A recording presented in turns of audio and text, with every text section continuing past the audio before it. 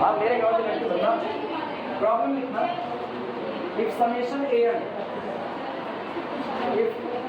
summation an is convergent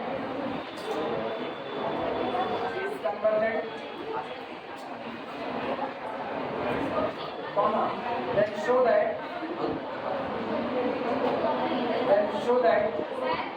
हाँ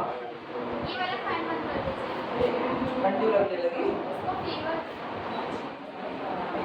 वो तो हो गया अच्छी लेकिन हम पंगा नहीं अपना बंद करें सच्ची गर्मी लग रही है हमको सच्ची दोनों बंद जाएंगे शांत रहो दिल से आगे बैठ रहे ना सच्ची तुम आगे आ जाओ ना आगे आ वो बंद हो जाएगी बैठे सब ना सीरीज पैरेलल जाने किसमें किसमें इसमें अरे आज उसके फेवर में है अच्छा चलो लिखो summation an is convergent then show that summation an upon x to the power n 10 to the power x n to the power x is uniformly now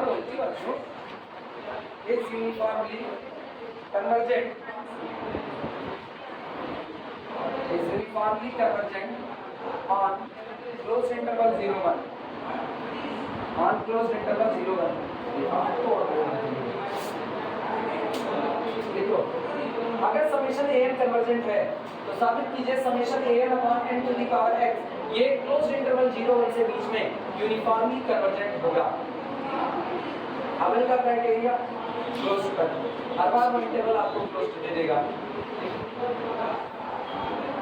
अब पीछे के जो भी सवाल हैं जितने भी अगर उसमें टोटल वाली सीरीज नजर आ रही है और वहां पर क्लोज इंटरवल आपका डोमेन है तो अबेट टेस्ट लगा के ट्राई करना वो अबेट टेस्ट के मतलब पीछे हम लोग जितने भी न्यूमेरिकल एनालिसिस के बेस पर पढ़े हुए हैं अब अगर हम उनको ट्राई करें कि क्या वो मेरे टेस्ट के क्राइटेरिया को फुलफिल कर रहे हैं लेकिन सारी शर्तें पूरी होनी चाहिए तब वो न्यूमेरिकल आप एनालिसिस की बजाय यहाँ पर लगा सकते हैं इस तरीके से ये खुली छूट होती है बस होता क्या है हम लोग शुरुआत से सिस्टमैटिक पढ़ रहे होते हैं तो सिस्टमैटिक पढ़ने के दौरान पहले हम लोग एनालिसिस में बात करते हैं कि आपका थ्योरेटिकल अप्रोच क्या होगा इसके बाद फिर आगे बढ़ते तो हम लोगों को टेस्ट वगैरह मिलते हैं कि आप इनको टेस्ट से दिखा सकते हो फिर हम लोग टेस्ट पे काम करना चालू कर देते हैं तो चलो शुरुआत करते हैं पहला काम ये है कि मुझको fn ऑफ x बनाना पड़ेगा और दूसरा काम मुझको gn ऑफ x बनाना पड़ेगा जरा एबेट टेस्ट का स्टेटमेंट ओपन करो सारे लोग एबेट टेस्ट का स्टेटमेंट ओपन करो क्या लिखा मिला summation fn of x is uniformly convergent on the closed interval ab मिला या नहीं यानी एबेट टेस्ट कहता है कि आपका जो fn ऑफ x बनेगा उससे बनी हुई सीरीज यूनिफॉर्मली कन्वर्जेंट होनी चाहिए ऐसा एबेट टेस्ट की पहली डिमांड है इसका मतलब यूनिफॉर्मली की बात बाद में पहले तो हमको fn ऑफ x ऐसा तलाश करना है कि जिससे बनी हुई सीरीज कन्वर्जेंट क्योंकि एक बार कोई सीरीज कन्वर्जेंट हुई तो यूनिफॉर्म कन्वर्जेंट होने की पॉसिबिलिटी बढ़ जाती है तो मेरे पास दिया गया समेशन an कैसा है कन्वर्जेंट बस मेरे लिए यही नकल है कि हम लोग fn ऑफ x क्या मान लेंगे a और जो बचा gn of x 1/n to the power आई बात समझ में अब मुझको पता है समेशन fn कौन होगा summation fn of x is equal to summation इसको आप uc की बात कर दो अगर ये uc है तो पहला क्राइटेरिया फुलफिल हो चुका है जिसमें ऑन द क्लोज्ड इंटरवल 0 से लेकर के 1 समझ में आई बात है चलो शुरुआत करें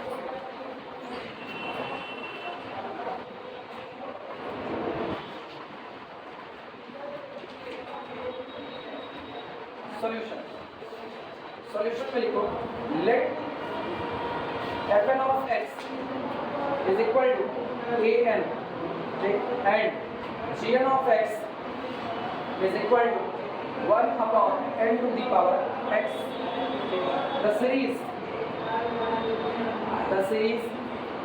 summation fn of x is equal to summation an is convergent या is given to be convergent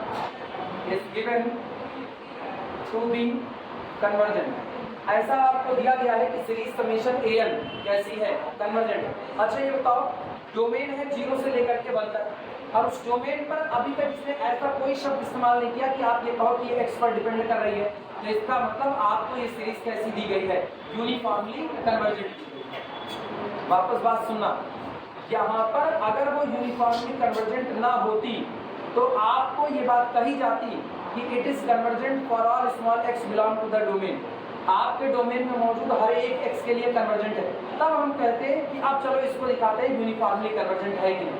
लेकिन उसने ऐसा कुछ नहीं कहा कि डोमेन के पॉइंट की बात की हो, उसने केवल एक शब्द लिख दिया कि सीरीज समेशन an आपकी कैसी है, कन्वर्जेंट। इसका मतलब our series convergency is free from x। वो आपके x पर डिपेंड नहीं कर रही, और x पर डिपेंड नहीं कर रही तो मेरी सीरीज कैसी हो जाएगी, यूनिफॉर्मली कन्वर्जेंट। समझ में आई ये बातें? लिखना इसे, since it is independent, since it is independent, since it is independent of x, comma, it is uniformly convergent, it is uniformly, it is uniformly convergent, it is uniformly convergent on closed interval 0 से 1। चूंकि series x से independent है इसलिए ये कैसी कन्वर्जेंसी रखेगी, uniformly convergent होगी on the closed interval 0 to 1। आया ना? अब बारी है gn of x को चेक करने की। अब ये टेस्ट का स्टेटमेंट फिर से वापस ओपन करो, वो सीखना पड़ेगा और यही तरीका इसलिए सीखने का, हर बार आप टेस्ट अप्लाई करो, एक एक स्टेप आप देखो। सेकंड देखना क्या लिखा गया है, कह रहे the sequence gn of x is monotonically decreasing for all small x belongs to the closed interval ab। मतलब अब हमें ये देखना है कि क्या ये n to the power x ये मोनोटोनिकली डिक्रीजिंग है या नहीं है, यानी मुझको ये देखना पड़ेगा कि क्या n plus 1 to the power x और n to the power x में कौन बड़ा है और कौन छोटा है। हाँ? अच्छा sorry, 1 upon n to the power x, ये मेरा है gn of x, ठीक। अच्छा अगर ये gn of x है तो सोचो gn plus 1 कौन होगा, gn plus 1 of x is equal to 1 upon n plus 1 of x होगा। इंटरवल की बात करते हैं और इंटरवल देखें तो इंटरवल मेरा दिया गया है 0 से लेकर के कहाँ तक, 1 तक। इंटरवल में इधर चलोगे तो आपका x क्या कर रहा है, इंक्रीज कर रहा है। आया ना? ठीक, अब आप देखते हैं, पहले हम लोग n to the power x n plus 1 to the power x की बात करते हैं।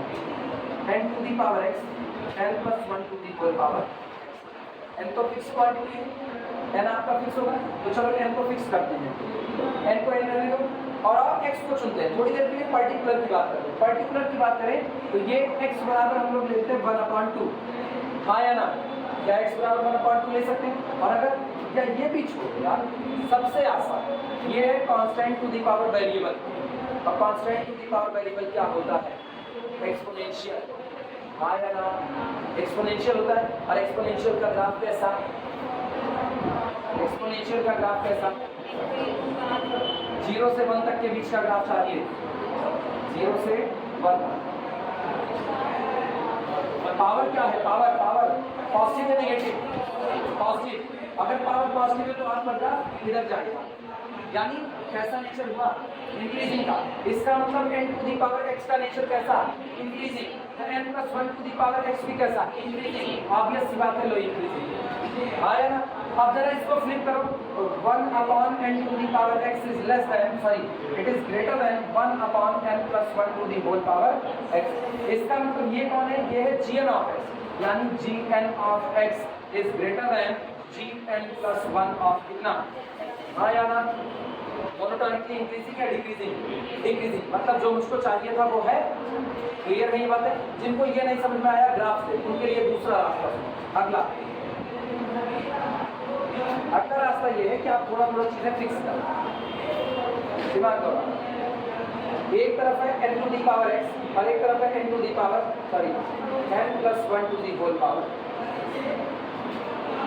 n तो कुछ भी हो सकता है, नेचुरल नंबर रहेगा, तो आप नेचुरल नंबर ले लेते हैं n बराबर कितना, 4। x कहाँ बिलोंग करता है, x बिलोंग करता है क्लोज इंटरवल 0 से लेकर के कहाँ तक, 1। क्या 0 से 1 तक के बीच में आपको यहाँ 1/2 मिलेगा कि नहीं मिलेगा, तो आप x बराबर फिक्स कर दो कितना 1/2 और n बराबर कितना 4। तो ये लिखा गया 4 टू द पावर 1/2 और ये क्या लिखा गया 5 टू द पावर 1/2। बताओ 4 की 1/2 का मतलब 2 और 5 की 1/2 का मतलब 2 पॉइंट समथिंग। क्या ये बड़ा हुआ कि नहीं हुआ? सहमत हो? तो इसका मतलब 1/4 to the power x is greater than 1/5 to the power, सही या गलत? मतलब 1/2। सहमत हो सारे लोग? फिर गौर करना अगली बात, आप इसको x को 1/2 का ही करो, आप x को और कुछ कर दो 1/3 कर दो। इधर गौर करना 1/2 के बाद आगे कौन आएगा? आगे इसके आगे 1/3 तो पीछे आएगा, आगे की तरफ बढ़ो। x के बढ़ाने पर फंक्शन भी बढ़ता जाएगा। 3/4 ठीक है, यहाँ आपको मिला 3/4। आप गौर करना 4 टू दी पावर 3/4 और 5 टू दी पावर 3/4। पावर आपने सेम रखी, लेकिन अंदर में जो आपने मटेरियल डाला ये छोटा और ये बड़ा, तो ये बताओ कौन बड़ा आएगा? ये बड़ा आएगा। अब जैसे आप इसको फ्लिप करोगे 1/4 की पावर 3/4, ये आपका बड़ा बढ़ जाएगा 1/5 टू दी पावर 3/4। इक्वलिटी पलट जाएगी कि नहीं? यानी एक बात तय हो चुकी है कि n to the power x जो होगा वो छोटा होगा n+1 to the whole power किससे? x से। तो जब इसको फ्लिप करोगे तो फ्लिप करने पर 1/n to the power x ये बड़ा हो जाएगा 1/n+1 to the whole power किससे? हाँ या ना? ये आपका कौन है? ये आपका है gn(x) और बगल वाला कौन है? gn+1(x), यानी gn(x) is greater then gn+1। पहले आने वाला टर्म बाद में आने वाले टर्म से बड़ा है, इसका मतलब आपका सीक्वेंस कैसा? मोनोटोनिकली डिक्रीजिंग, और मेरे को यही चाहिए। आई बात समझ में सबको? चलो शुरुआत करते हैं। नशीकांत खोपड़ी नीचे ही है तुम्हारी इतनी देर से ना, समझाने के दौरान रिदम नहीं तोड़ रहे थे, बाकी जितनी देर समझाया उतनी देर तुम्हारी खोपड़ी नीचे है। क्या समझ गए? तो दोबारा बोर्ड नहीं देखोगे, ऐसे में चल रहे हो अपने।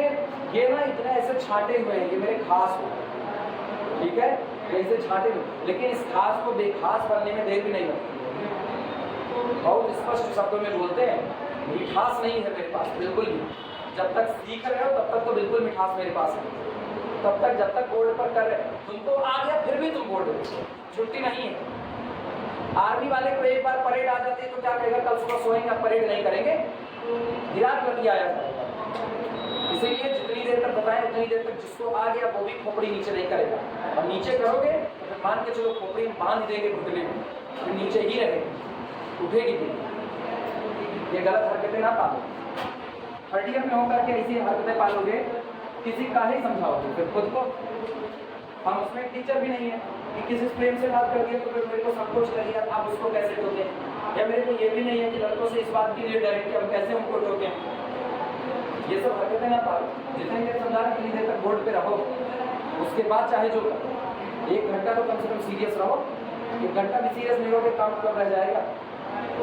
ऐसे ही सरकार को अच्छे से बिगाड़ रही है हायर एजुकेशन में, तो जब बिगाड़ हायर का है, हायर तो बिल्कुल बिगाड़ रही है। बच्चे नाच चुआते चले जाए, नाच चुआते चले हैं। प्राइमरी बिगाड़ दिए खाने के नाम पे, इंटर बिगाड़ दिए प्राइवेट के नाम पे, इधर भी बिगाड़ देंगे प्राइवेट के नाम पे। तब भी वाहवाही करनी और ताली बजाते रहो ताली।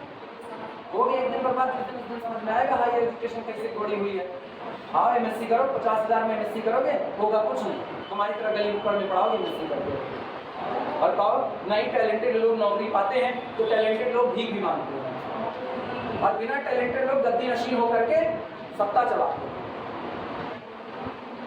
अब ऐसे कहो, अभी हम एक उदाहरण देंगे तो अभी जो लोग सपोर्टर होंगे वो लोग तुरंत छंछरा जाएंगे। हम तो किसी सपोर्टर नहीं, राहुल गांधी ना, पढ़े तो हैं लेकिन पप्पू बुलाए जाते हैं। काहे बुलाते हैं लोग उनको? ये तो हम भी नहीं जानते हैं, वो भी नहीं जानते होंगे, अब जो बुलाते हैं वो भी नहीं जानते होंगे। ठीक है, अमित शाह जी गृह मंत्री हैं, डिग्री का क्या आलम होगा कोई नहीं जानता, लेकिन टैलेंटेड आदमी है, वो भी गिने जाएंगे। तो बस ये जानो ना, ये दुनिया है, आज जो टैलेंटेड है कल बौरहा हो जाएगा, और कल जो बौरहा है वो टैलेंटेड हो जाएगा। एकदम उल्टी खोपड़ी में चलती है। इसीलिए हम एक बार कहते हैं ना, दुनिया में केवल और केवल झोल है और कुछ नहीं। लाख पढ़ा लिखा आदमी बोग्गा है, एकदम बोग्गा आदमी बहुत पढ़ा लिखा माना जाता है। तो जितनी देर समझाए उतनी देर तक समझो ना। अगर एग्जाम्पल से ये मत समझना सर जी राहुल गांधी वोट दे करके आए थे, हम आज तक किसी की वोट की तो नहीं थी, लेकिन उसको पता है नेता सब छुट्टे होते एक तरफ से खुलेआम हो।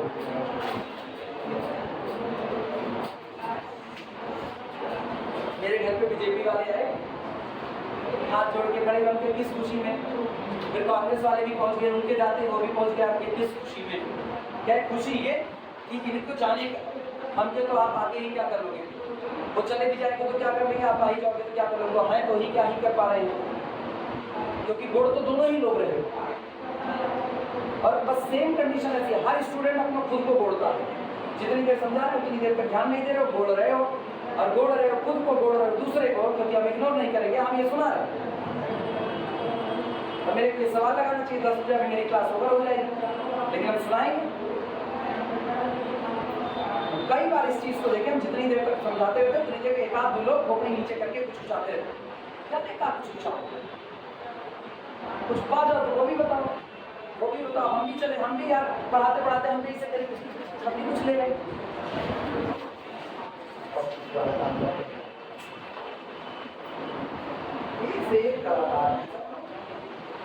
ऐसे कॉलेज में लोग एमएससी कर रहे हैं ना, थोड़ा उठाए चले जाएंगे एमएससी कर रहे हैं, जब मर्जी आ जाए जब मर्जी ना मन देकर तो उतारो उसका फोटी को जाओ, अब बजा दो तो आप टीचर भी उल्टा हो, फिर ये चलेगा। हरकतें ना पालो, पालोगे तो मान लीजिए बहुत सारे लोग कोचिंग छोड़ करके चले गए हैं, उनमें नाम लिख उठेगा, फिर यहाँ से बाहर निकलने के बाद कहोगे ये टीचर है, ऐसा टीचर होता है, मेरे को टीचर है, तो ये कहोगे और मेरे को छले को फर्क नहीं पड़ेगा। हम ऐसे ही अगली क्लास में हमारी चर्चा करेंगे और लोग समझ जाएंगे कि इसने क्या कहा था। मेरा नाम अनुभव ऐसे घर वाले नहीं रखे, पैदा भी होने तो नर्स में एक बार तो मुबारक को एक्सपीरियंस हुआ ना, मुबारक को हरामियों का बाप हुआ।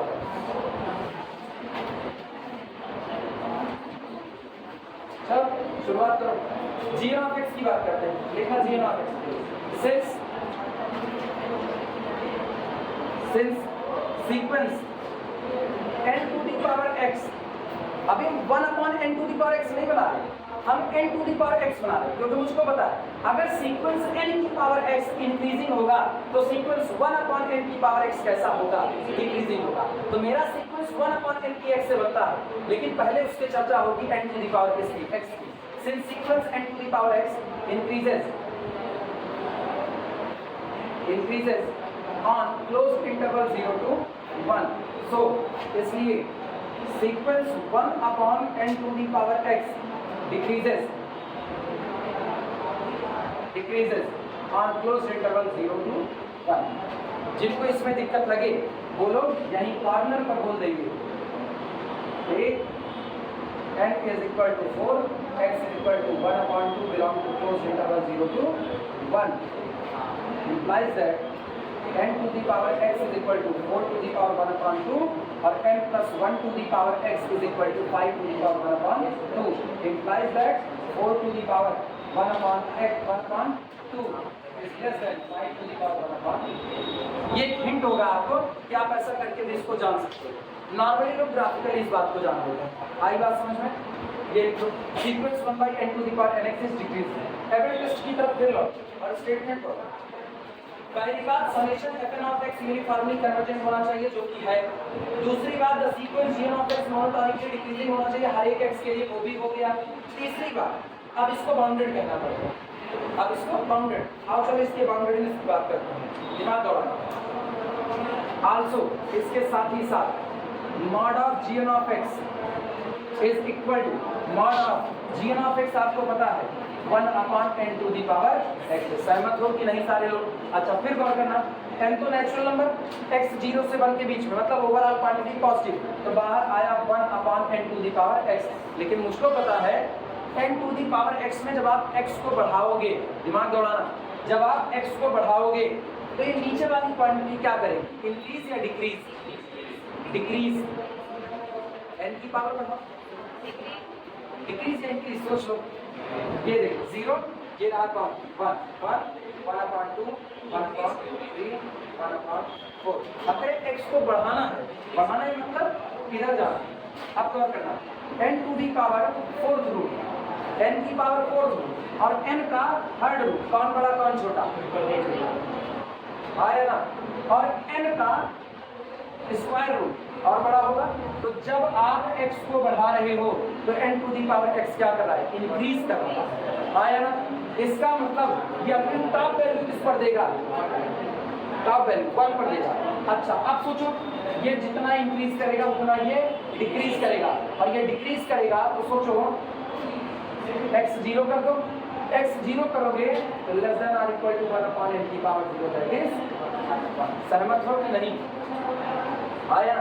x को बढ़ाओगे, दिमाग दौड़ाना, x को बढ़ाओगे तो 1 की तरफ जाओगे, ठीक है, और उस दौरान नीचे वाली क्वांटिटी इंक्रीज करेगी तो ये डिक्रीज करेगी। तो हम क्या किए, x को घटा देते हैं, x को घटाते घटाते कहाँ लेके आओगे, 0 को, और आपके डोमेन में 0 है, आप इसीलिए हम इक्वल टू लगाए हैं। अगर मेरे डोमेन में 0 ना होता तो हम इक्वल टू नहीं लगा सकते, तब हम क्या लगाते, केवल स्ट्रिक्टली लेस देन लगाते। अब ये बताओ, mod of g of x 1 को पार नहीं कर सकता है, इसका मतलब बाउंडेड हो गया कि नहीं हो गया। अगर ये तीनों क्राइटेरिया हमने फुलफिल कर दिए, नोट करो।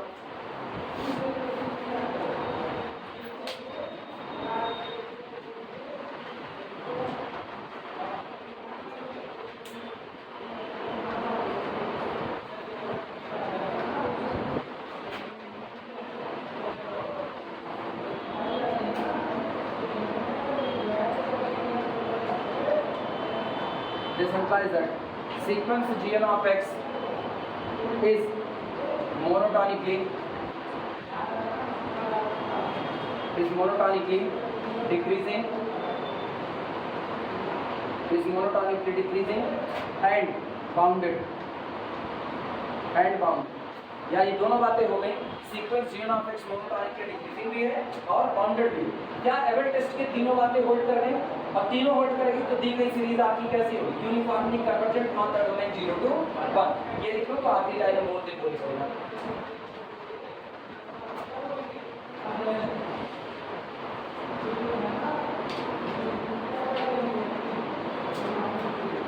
सबका हो गया, लिखना hence by Abel's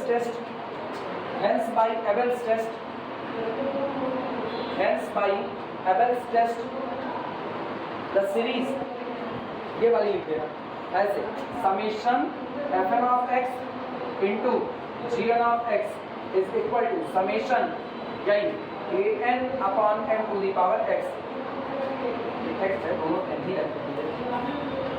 summation fn of x into gn of x is equal to summation an upon n to the power x is uniformly convergent, is uniformly convergent on domain 0 to 1। ये आपके closed interval 0 से 1 के बीच में कैसे रहेगी, uniformly convergent.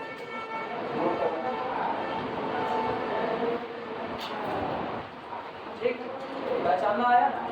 अब चल रहे डिस्क्रीट की तरफ, अभी चल रहे डिस्क्रीट की तरफ, ठीक है। अब डिस्क्रीट का टेस्ट देखते हैं कि डिस्क्रीट के क्राइटेरिया में कैसे काम करेंगे। पूरा हटाया जाए,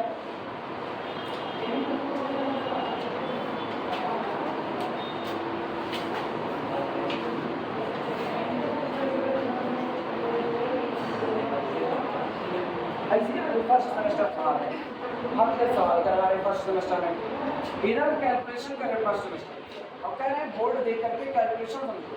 महाराज यही खोपड़िया पे बैठे हो, किताब से कैलकुलेशन मिला रहे हैं।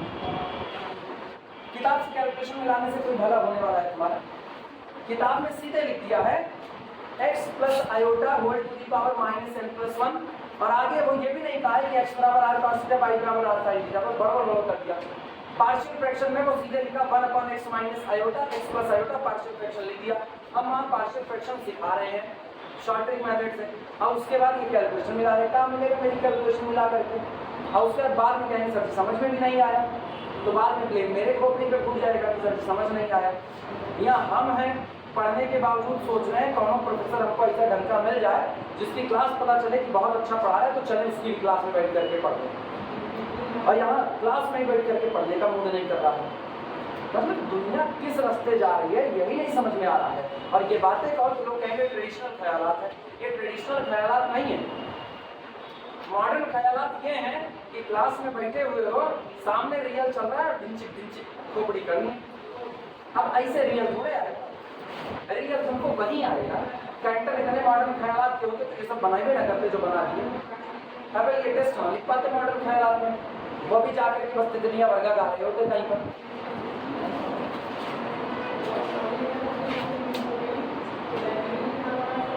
अभी समझाते हैं, अभी किसी को समझ नहीं आता। अभी बात बहुत चीज के अंदर कर जाती है, पूरा तुमको भी लग रहा कहो जाएगा कहो जाएगा पूरा तो लग जाएगा, बिल्कुल लगेगा। लेकिन बाद में बैठ करके खाली थोड़ी पीटने का आएगा बस, और कुछ नहीं। अभी हर क्लास को समझाते रहते हैं इधर बोर्ड पर कंसंट्रेट करो। बोर्ड का मतलब तो उनके लिए सब स्वाहा।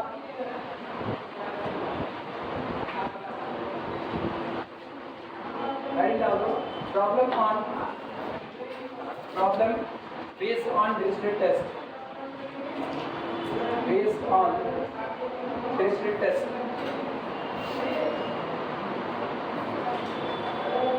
district test.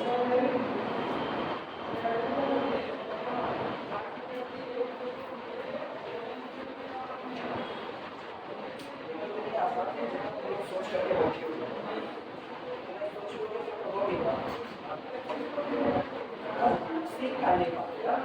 एग्जाम सामने खड़ा हुआ है, उसके बाद भी तुम लोग नहीं सीख पाते।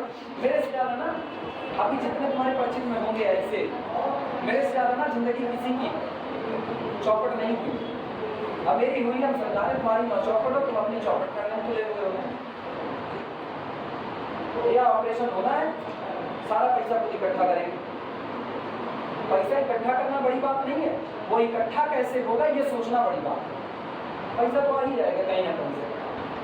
अब ये भी नहीं कह सकते पैसा हाथ की मैल है, मैल होती तो चलो भैया सब लोग ऐसे ऐसे करो, अभी देखो 10 करोड़ रुपया हो जाएगा। समझ नहीं आएगा, बाद में समझोगे एक बार के बाद। प्रॉब्लम नोट करो। Show that the series, show that the series, show that the series summation -1 to the power n minus 1 upon n plus x square। और खाली मेरे जैसे आदमी से पढ़ करके संतुष्ट हो तो समझ लो ना, बस नाली में रेंगने की आदत पड़ गई।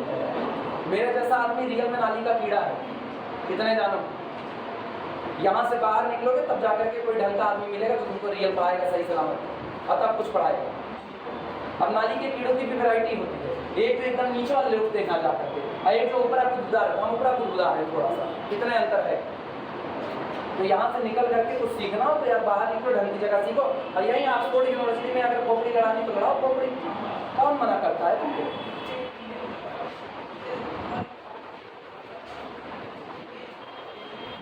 इस यूनिफॉर्मली कन्वर्जेंट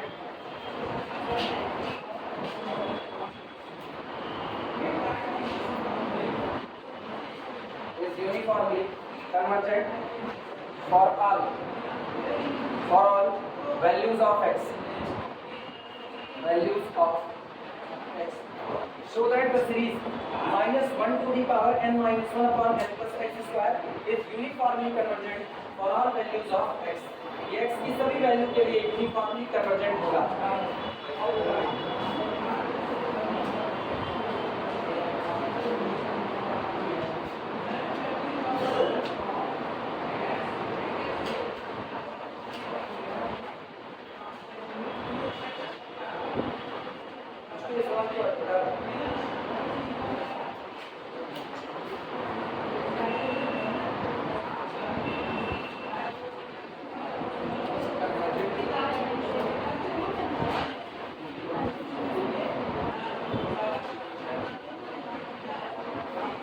आपने चक्कर इसका डोमेन दिया होना चाहिए 0 से 1। तो डिस्क्रीट टेस्ट को क्लोज्ड इंटरवल के लिए है। डिस्क्रीट टेस्ट में there exist a positive reason case such that mod of Sn of x is equal to mod from the closed interval ये ऑब्जेक्ट्स मोनोटोनिकली डिक्रीजिंग सीक्वेंस बनाते हैं close interval then it is uniformly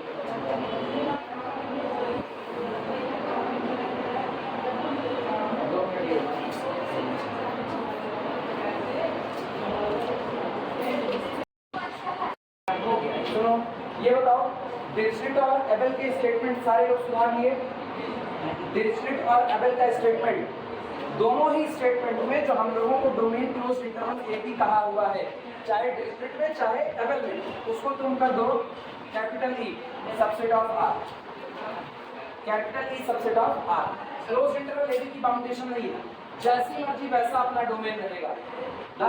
वो close interval हो सकता है, वो open interval हो सकता है, वो एक सेट हो सकता है, वो पूरे रियल नंबर की लाइन आर हो सकता है। हाँ इसमें सब में आपका डोमेन ही पूरा करता है ना। डोमेन को ई कर दो बस। ये किताबें ना पर्टिकुलर खाली क्लोज इंटरवल ए बी बता रही है। टेस्ट प्रिपरेशन ठीक है, अजीत कुमार, टेस्ट प्रिपरेशन अजीत कुमार, इसके बाद फिर बी करुणाकरण सर, इसके बाद थॉमसन बटलर, टीएम कॉस्टले, जितनी किताबें हैं वो किताबें बहुत साफ सुथरे तौर पर केवल और केवल डोमेन को ही लिखती है बस। वो क्लोज ओपन इसका बवाल ही नहीं। डोमेन जो दिया जाएगा वहां पर एबेल का डिरिचलेट का दोनों टेस्ट वैलिड। क्लियर नहीं बात है, उसे सुधार लिए। अब चलो अप्लाई करते हैं। कहा जा रहा है शो दैट, दिखाइए समेशन -1 की power n-1 upon n plus x square, ये आपकी जो सीरीज दी गई है ये सीरीज यूनिफॉर्मली कन्वर्जेंट है फॉर ऑल स्मॉल एक्स के लिए। आपका कोई भी रियल नंबर होगा उसके लिए सीरीज हमेशा कैसे रहेगी, यूनिफॉर्मली कन्वर्जेंट। एक बनाओ fn ऑफ x और दूसरा बनाओ gn ऑफ x। शुरुआत करो लिखना सॉल्यूशन। लेट माना fn of x is equal to -1 to the whole power n-1। और जरा डिरिचलेट का स्टेटमेंट ओपन करो सारे लोग। डिरिचलेट टेस्ट का स्टेटमेंट ओपन करो। मिला क्या लिखा गया है, इफ देयर एग्जिस्ट, स्टेटमेंट पढ़ना, if there exist a positive real number k such that mod of Sn of x, mod of Sn of x is equal to mod of summation fr of x, mod of summation fr of x, r vary from 1 to n is less than small k। पहली बात। दूसरी बात, sequence gn of x is a positive monotonically decreasing sequence। जो आपका gn of x होगा वो एक monotonically decreasing sequence हो, एक converging uniformly to the zero on the domain। अब हम closed interval ए भी नहीं पढ़ रहे, on the domain, then the series summation fn into gn is uniformly convergent on the domain। Clear हुआ? तो यही दो स्टेटमेंट अपने को वेरीफाई करना है। चलो देखते हैं। fn of x मेरे पास ये हो गया और gn of x आप दूसरा ले लो, and gn of x is equal to 1 upon n plus x square। एक तरफ fn of x, दूसरी तरफ gn of x। अच्छा, जब fn of x आपको मिल गया तो आप निकाल लो सीक्वेंस ऑफ पार्शियल सम निकालो, ऐसे लिखना। Now Sn of x is equal to summation fr of x और ये होगा r vary from 1 to n। सही या गलत? Sn का मतलब पहले टर्म से लेकर के n टर्म तक का जोड़। ये आपका आएगा this is equal to 1 minus 1 plus 1 minus 1 plus 1 minus 1 up to so on। चलते चलते लास्ट वाले को लिख देंगे plus minus 1 to the power n minus. सही या गलत? अब ये बताओ, अगर n इवन होगा, अगर n इवन होगा तो इवन होगा तो जितने प्लस 1 उतने ही माइनस 1। तो इसका मतलब ये पूरा जोड़ आपका 0 आ जाएगा जब n बराबर कितना होगा। ऑड पर सोचो क्या होगा, अगर ये अनऑड होता तो या तो 1 रहेगा ऑड पर, ऑड का मतलब s1 केवल कितना रहेगा 1, ऑड का मतलब s3 1 minus 1 plus 1 कितना आएगा अगेन 1। अगर हम s5 करें तो 1 minus 1 plus 1 minus 1 पेयरिंग कर लिया और फिर कितना प्लस 1 आया ना। हर बार आपको कितना मिलेगा प्लस 1। क्लियर है? तो इसका मतलब ये लिमिट आपकी 1 आएगी जब n इज इक्वल टू। सही या गलत? नोट करो।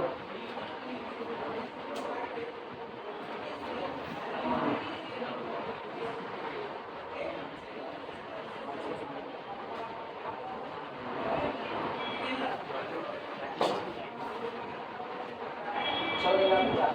ये लाइट अच्छा ये ऊपरी रूम से बैठ के उसने पढ़ा है।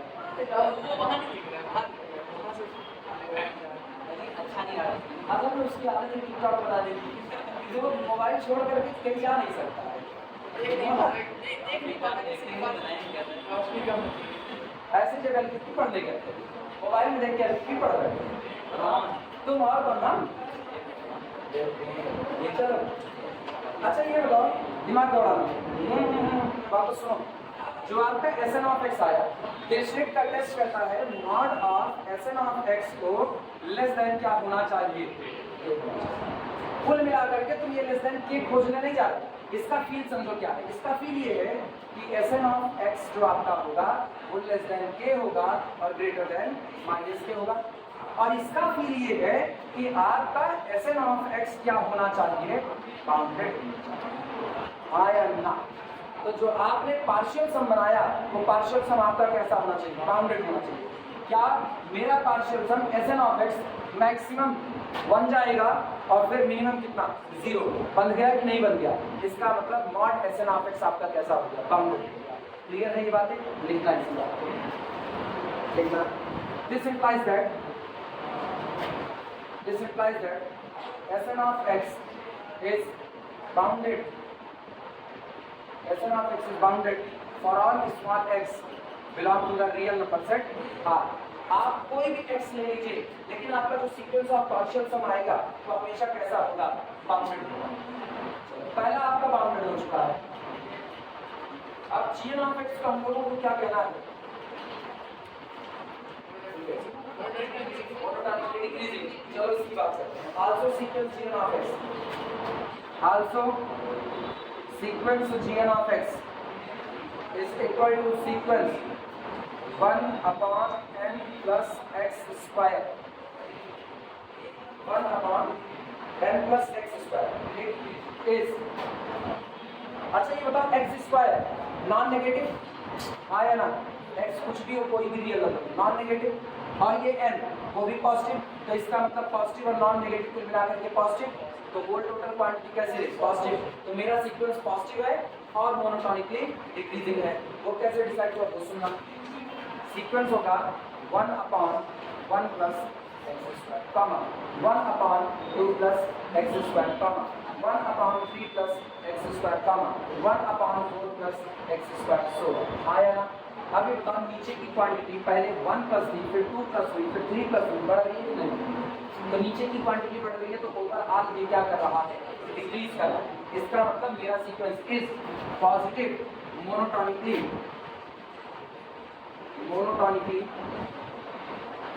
decreasing sequence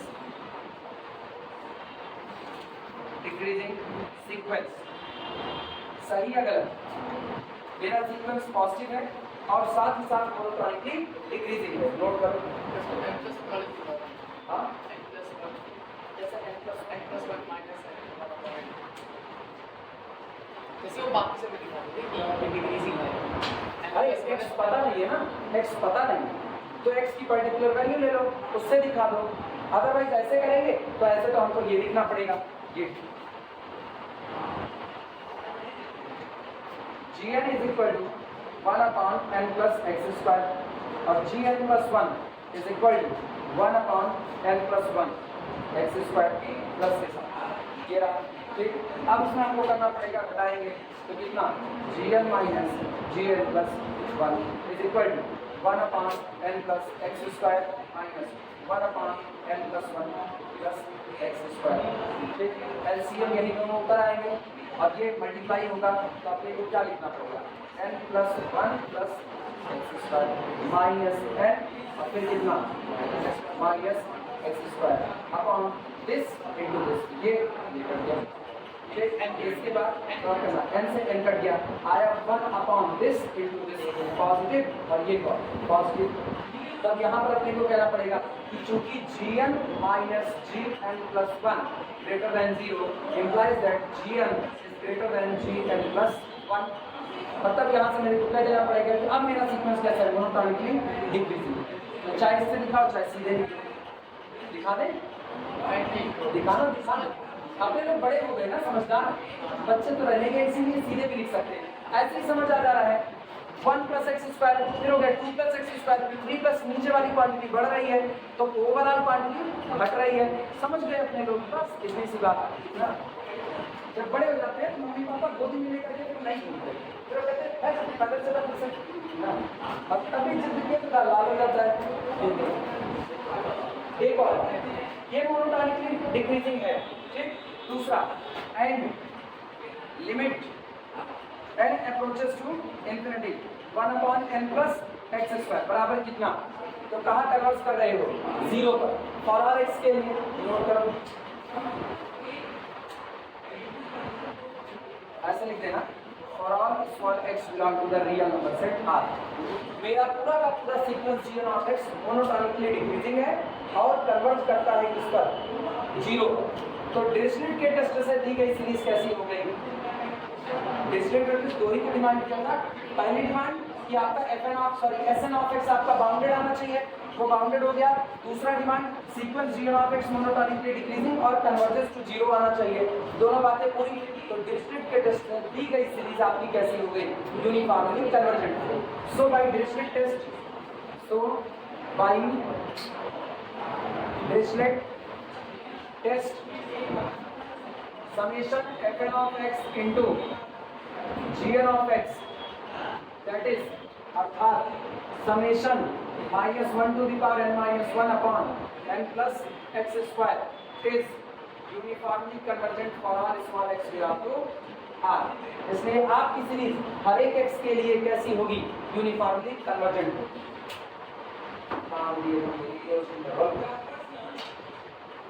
अब मन को बहलाने के लिए आप क्या सकते हो, क्लोज इंटरवल में a और b का किनारा तो दिया रहेगा, कुछ भी हो जाएगा, बढ़ता चला जाएगा।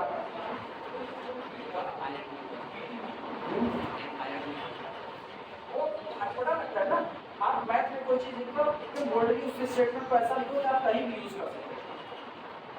जितनी किताबें देखो सब क्लोज इंटरवल में भी लिख करके पार कर गए, हम क्यों समझे उसको, हम समझेंगे जनरल स्टेटमेंट। अब जनरल है कैलकुलेशन में बी करना है, ऐसा लिखेंगे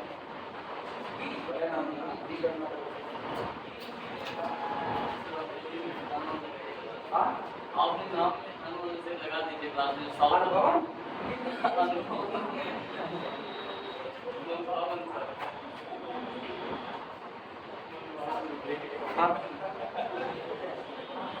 सबको दिखा रहे भी करना करण सर को ना,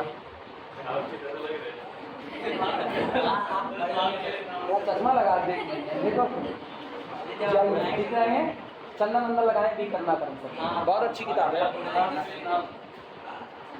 The author completed his PhD in the mathematics from the Ramanujam Institute for Advanced Study, University of Madras in the 1977। 1970 में PhD कंप्लीट किए थे sir. He joined Madurai Kamraj University as a lecturer in the 1978। 1978 से पढ़ा रहे हैं, छोड़ दो कब से हो गया। Become a senior professor in the 2007 and was a chairperson School of Mathematics during 2006 to 2008। He received a Young Scientist Career Award from the University Grant Commission (UGC) India in the 1985 and was a recipient of a CL Chandana Award from the CL Canada। पता नहीं क्या होगा, समझ नहीं आ रहा, अजीब सा लिखा है।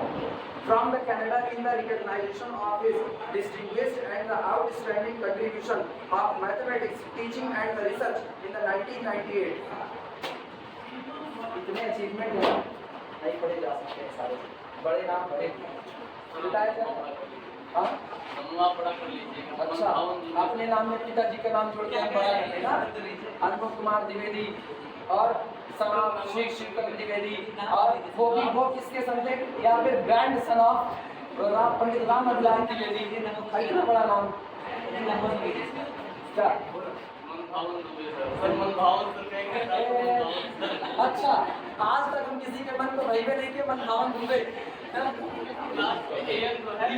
इस स्टेटमेंट तो पास हो रहा है कि तुम्हारे सर हमारे सबसे नफरत करते हैं और मनभावन दुबे नाम रखेंगे। हमारी कंडीशन वही, तुम हमको वही नाम सजेस्ट करना, नाम आए लक्ष्मी बिना की कंडा। अरे मनभावन नहीं ठीक रहेगा और बड़ा कर दिया मनभावन के लिए। हाँ, जैसे कोई मुझको श्री कहेगा, मैं तो अपने नाम में हमने खुद श्री लगा दिया। श्री नहीं आया। कोई मेरा नहीं, कोई मेरा नाम पूछे सर हमको कुमार देवी, श्री हमको कुमार देवी, अपने नाम के आगे सब लगा दे। नहीं अभी बताइए मतलब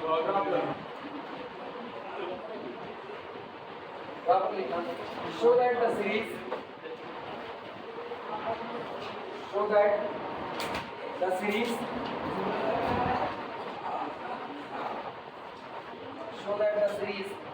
cos x plus half cos 2x plus half cos half one by 3 cos 3x plus up to so on। ये पूरी सीरीज कन्वर्जेंस यूनिफॉर्मली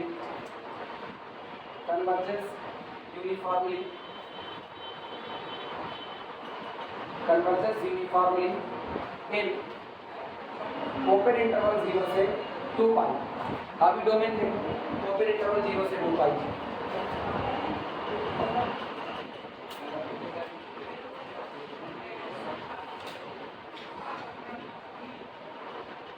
अगर हम टेस्ट को लिमिटेड कर दें तो मेरे सामने बड़ी समस्या खड़ी है।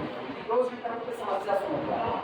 क्लोज इंटरवल की समस्या ये है कि मेरे को पता है अगर कोई चीज क्लोज इंटरवल ए से बी में यूनिफॉर्मली कन्वर्जेंट है, अगर वो क्लोज इंटरवल ए से बी में यूनिफॉर्मली कन्वर्जेंट है तो वो ओपन इंटरवल ए से बी में यूनिफॉर्मली कन्वर्जेंट होगी ही होगी। क्यों? क्योंकि open interval A b is the subset of closed interval A b. और मेरे को पता है अगर आप सुपर सेट में यूसी हो तो सबसेट में तो आप यूसी रहोगे, लेकिन सबसेट में यूसी हो तो सुपर सेट में आपका नेचर क्या होगा ये कोई नहीं कर सकता। हाँ या ना? दिक्कत सुनो क्या है, अगर हम उस टेक्स्ट को क्लोज ही पढ़ते रह जाएंगे तो ये सवाल मेरे को इतने बुरे तरीके से फंसाएगा कि हमको इसको चेक करना पड़ेगा पहले 0 से लेकर के 2 पाई, क्योंकि पूरा स्टेटमेंट किस पर लिखा गया है, क्लोज पर। तो पहले आप इसको चेक करोगे 0 से 2 पाई। अब खुदा ना खास्ता 0 से 2 पाई पर ये यूसी ना आया, अगर 0 से 2 पाई पर यूसी जैसे एक हम लोग किए थे, जब डोमेन में 0 आ रहा तो 0 point of non uniform convergence बन रहा था। अब ये बताना क्लोज इंटरवल पर ये यूसी ना आया तो टेस्ट को ओपन के लिए लगा नहीं सकते हो, तो आप ओपन का कैसे बताओगे? फंस गए कि नहीं फंस गए? तब मेरे को जनरल स्टेटमेंट चाहिए होता है। जनरल ये जैसे अगर ये ओपन पर हो जाए तो क्लोज पर होगा इसकी गारंटी नहीं है, लेकिन क्लोज पर हो तो ओपन पर होने की गारंटी हो जाएगी। ये बातें समझ में आ रही हैं? तो मेरे को कह रहा है ओपन में दिखाने का, हम क्लोज्ड से ओपन की तरफ नहीं आने वाले, क्योंकि हो सकता है हम क्लोज्ड में जाएं और क्लोज्ड में 0 पर वो point of non uniform convergence रखें। तो आप इसकी चर्चा कैसे करोगे? फिर तो आप नहीं कर सकते हो, फिर ना तो आप रिस्ट्रिक्ट लगा पाओगे ना तो आप एबल लगा पाओगे। क्यों? क्योंकि आपने दोनों को कैसा पढ़ा, पर्टिकुलर किस पर पढ़ा, क्लोज इंटरवल ए बी पर पढ़ा। दिक्कतें फंस रही कि नहीं फंस रही? इसीलिए हमेशा स्टेटमेंट सही लिखा जाता है और आप रियल में अपनी मर्जी से स्टेटमेंट नहीं बदल सकते। मेरे को ये बात खटक रही थी कि लोग क्लोज पर कैसे लिख दिए हैं उस चीज को, या तो ये लिखे इट इज अ पर्टिकुलर, और समझाने वाले को गलत समझा भी देते, समझाने वाले समझा भी देते। जैसे लिखना इस सीरीज को अपने को दिखाना है, ये सीरीज यूनिफॉर्मली कन्वर्जेंट है ओपन इंटरवल 0 से लेकर के 2 पाई। सबसे पहली बात fn ऑफ x, दिमाग दौड़ाना, आपको चाहिए fn ऑफ x, लेकिन fn ऑफ x की वजह से आप तैयार करोगे fr of x r vary from 1 to n। और जब आप ये तैयार करोगे तो ये आपको ऐसा तैयार करना है, इसी को तो हम लोग क्या कहते हैं Sn, और मेरे को Sn को क्या रखना पड़ेगा, बाउंडेड। Sn को क्या रखना है, बाउंडेड। तो इसका मतलब जब आप इनको देखोगे ना तभी आपको एक ऐसी सीरीज चाहिए जिस सीरीज का सम हर बार बाउंडेड निकल जाए, ऐसा आपको चाहिए। और गौर करो मेरे पास ना कांस्टेंट नहीं, वेरिएबल की सीरीज ऐसी है, ये cos x plus cos 2x plus cos 3x plus so on plus cos 10x। क्या यही मेरा Sn है कि नहीं? सहमत हो? और ये पक्का बाउंडेड रहेगा। क्यों बाउंडेड रहेगा? क्योंकि इसकी वैल्यू टॉप मोस्ट और बिलो कितनी चढ़ेगी, -1 से +1। इसकी और इसकी कितनी चढ़ेगी, -1 से +1। इसकी भी कितनी, -1 से +1। मतलब इनमें जो भी टर्म रखे गए हैं उनकी टॉप वैल्यू +1 और मिनिमम कितनी, -1। और ये बताओ ये टर्म कितने रखे गए हैं, फाइनाइट। सही है गलत? कितने टर्म है टोटल, n। फाइनाइट टर्म है, ये बताओ 1 1 1 1 n बार जोड़ोगे तो कितना आएगा n, -1 -1 -1 n बार जोड़ोगे तो कितना आएगा -n, और या तो इसके बीच में आएगा, आया ना। तो इसका मतलब मेरा जो Sn निकल करके आएगा, टॉप वैल्यू कितनी चढ़ाएगा n, और मिनिमम कितनी चढ़ाएगा -n, बन जाएगा कि नहीं बन जाएगा। तो मेरे लिए Fn को सिलेक्ट करना आसान है। समझ में आई बातें? चलिए लिखा जाए।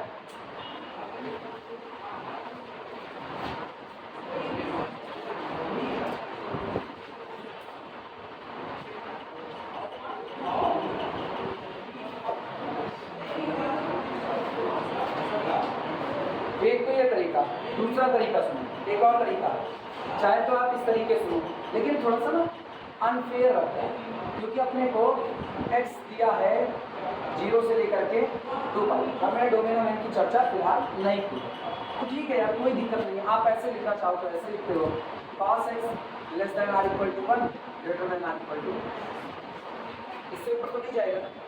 इसके बाद cos 2x की अगर हम बात करें तो वो भी क्या होता है, cos 3x की बात करें, ये भी क्या होता है, less than or equal to 1 greater than or equal to, so on. cos 10x की बात करें, less than or equal to 1 greater than or equal to -1। दिखा रहे, दोनों तरीके दिखाएंगे, एक प्रॉपर में दिखाएंगे जैसा तुमको ना जाने कितनी किताबों में सॉल्व रिलेटेड, वो भी अभी दिखाएंगे। और एक तरीका ये, जरा जोड़ो, इनको जोड़ोगे तो ये कितना -, ये आपका कितना Sn less than or equal to 1 greater than or equal to, आया ना। मतलब आपको ये मिलेगा कि mod of Sn of x is less than or equal to, सही अगर सहमत हो सारे लोग इस बात से। एक तरीका ये होता है, दूसरा तरीका सुनो क्या होता है। दूसरा तरीका ये होता है कि आपके पास एक cos सीरीज बन चुकी है, cos x plus cos 2x plus cos 3x plus up to so on plus cos 10x। और ये तरीका आप लोग सीखते हैं ट्रिग्नोमेट्री में C+IS मेथड। इस पूरी सीरीज को कैपिटल C मान लिया जाता है। और डिट्टो इसी तरह एक साइन की सीरीज तैयार होती है। साइन की सीरीज सुनो क्या होगी, वो होगी sin x plus sin 2x plus sin 3x plus up to so on plus sin 10x, ये रहा।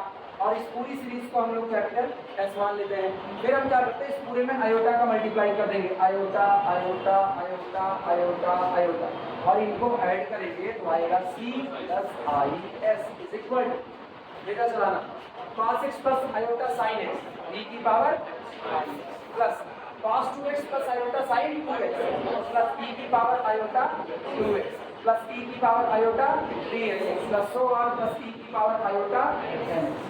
आया ना। मतलब ये लिखा गया है जैसे कि e की power iota x plus e की पावर आयोटा x का होल स्क्वायर प्लस e की पावर आयोटा x का whole cube plus so on plus e की पावर आयोटा x का होल पावर n। क्या ये एक जीपी बन गई कि नहीं बन गई? इस जीपी का सम निकाला जा सकता है, बड़ा लंबा प्रोसेस होता है। इस जीपी का पूरा सम निकल जाता है। सम निकलने के बाद उस पूरे सम में रियल पार्ट अलग, इमेजिनरी पार्ट अलग।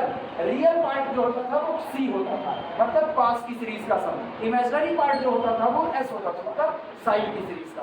तो हम पूरा निकालते हुए जोड़ करके तब हम कहते हैं now this is the sum of cos। और इससे मेरे को एक फार्मूला बन जाता था, उसी फार्मूले को हम लिखा दे रहे हैं। इसलिए लिखा रहे हैं, हम चाहें तो मेरे लिए ये बेहतर है, लेकिन फार्मूला इसलिए लिखा रहे हैं क्योंकि कल को जब रीमान इंटीग्रल पढ़ोगे तुमको उसी फार्मूले की दरकार पड़ेगी। तो वो फार्मूला उधर बीएससी में पढ़े नहीं होगे, और पढ़े होगे तो भूले होगे, तो इसीलिए बार बार उसको लिखेंगे कई जगह पर, तो अपने को याद आ जाएगा। आई बात समझ में? चलो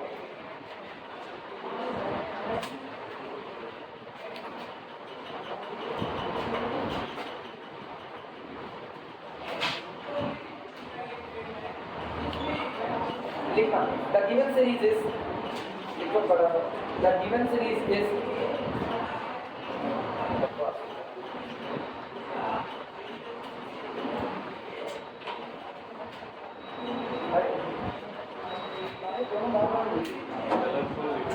नहीं यार, हम नीचे से नहीं लिखना चाहते, मेरा दिमाग साफ नहीं है। The given series is summation cos nx upon n। दी गई सीरीज है cos nx अपॉन n। यहाँ पर fn ऑफ x ले लो, let fn of x is equal to cos nx, ठीक, और इसके बाद and gn of x is equal to 1 upon n, gn of x is equal to 1 upon n। अब पूरे का सम लिखना है। now Sn of x, now Sn of x is equal to, Sn of x आपका है summation fr of x, जहाँ पर r vary करेगा 1 से लेकर n तक, that is equal to cos x plus cos 2x plus cos 3x plus up to so on plus cos nx, यानी चमक वाली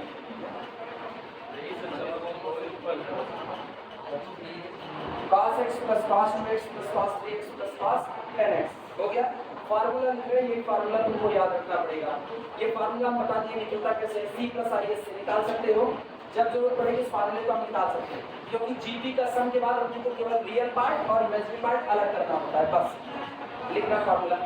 ये पूरा सम होता है this is equal to cos of x plus n minus 1 upon 2 into x, पहला cos of x plus n minus 1, जितने term लिखे गए हैं यही वाला देखा जाता है, इससे एक कम n माइनस 1 अपॉन 2 x, एक इसके बाद इंटू साइन, लास्ट में n है ना, तो nx upon 2 whole divided by, नीचे होगा साइन केवल और केवल x बाई, ये यही फार्मूला।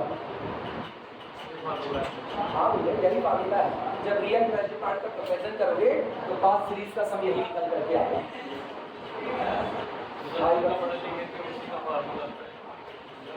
जितना बड़ा भी सॉल्व के फिजिक्स का साइंस ना, उसमें हम जीपी लगाते हैं, जीपी के बाद मुझको कुछ मिलता, जो मिलता उसका रियल पार्ट अलग करते हैं, इमेजिनरी अलग, जो रियल होता वही मेरा कैपिटल सी है, cos सीरीज का सम, वो ये यही आता है। और इसी तरह साइन सीरीज का सम आता है, कुछ खास मतलब नहीं होता, cos की जगह साइन और कुछ को आता रहता ही।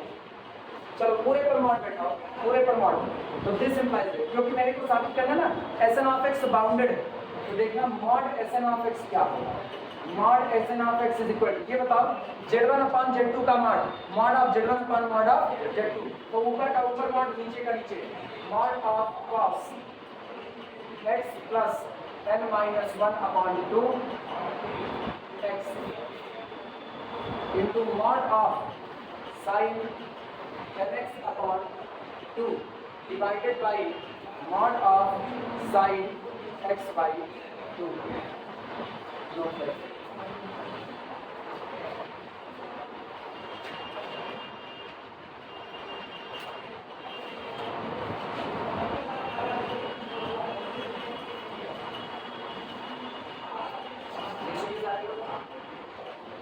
दिमाग चलाओ, इसकी टॉप वैल्यू कितनी, इसकी टॉप वैल्यू कितनी, इससे ऊपर तो नहीं जा सकती है, तो इसका मतलब इस होल क्वांटिटी लेस देन और equal to 1 upon mod of sin x by 2।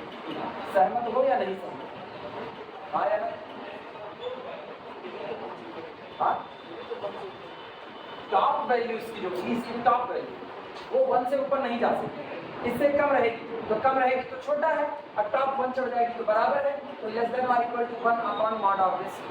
आया ना, इसकी भी 1 से ऊपर नहीं जाएगी, तो ऐसे नहीं।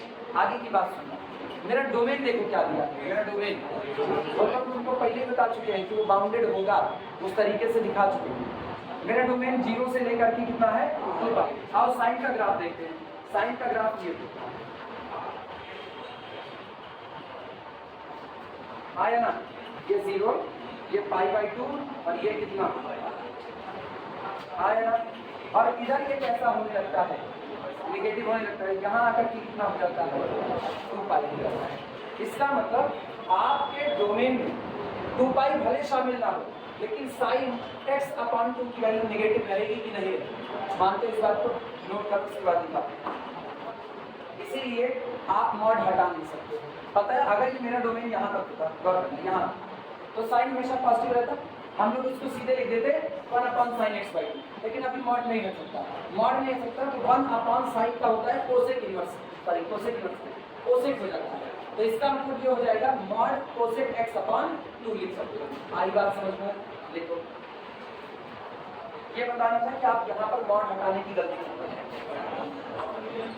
यानी मुझको मिला ये सिंपलाइज करो mod of Sn of x is less than और equal to mod of cosec x by 2। Bounded है कि नहीं है? बाउंडेड हो गया? पक्का बाउंडेड है? ऐसे कैसे कहते कि बाउंडेड है? डोमेन में देखो कोसेक एक्स बाउंडेड है कि नहीं? डोमेन में कोसेक का ग्राफ, ये बताओ आपको ओपन इंटरवल 0 से 2 पाई दिया हुआ, साइन के ग्राफ को उलट दो तो कोसेक का ग्राफ बनता है कि नहीं बनता है? तो ये बताना, ये साइन का ग्राफ है, दिमाग लगाओ, ये साइन का ग्राफ, ठीक है?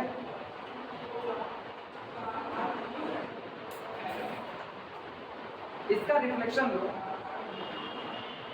पास का ग्राफ ऐसे आता है कि नहीं? इसका रिफ्लेक्शन लोगे तो यही आता है कि नहीं आता है? बीच में साइन का होता है और ऊपर उल्टा उल्टा हो करके किसका बनता है? कोसेक का बनता है। ये ग्राफ याद आ रहा है?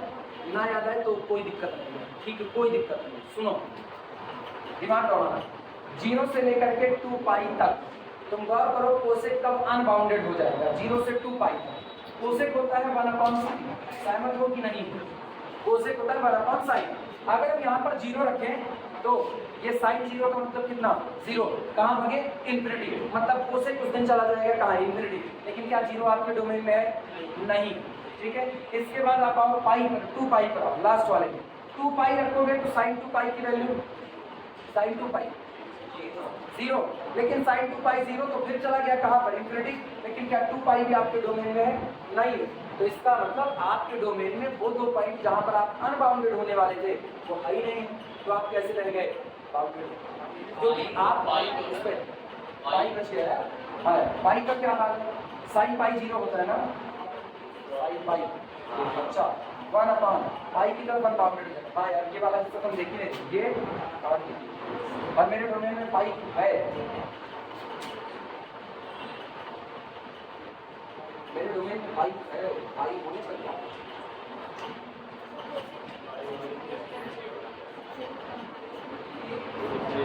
कोसेक की बात कर रही थी,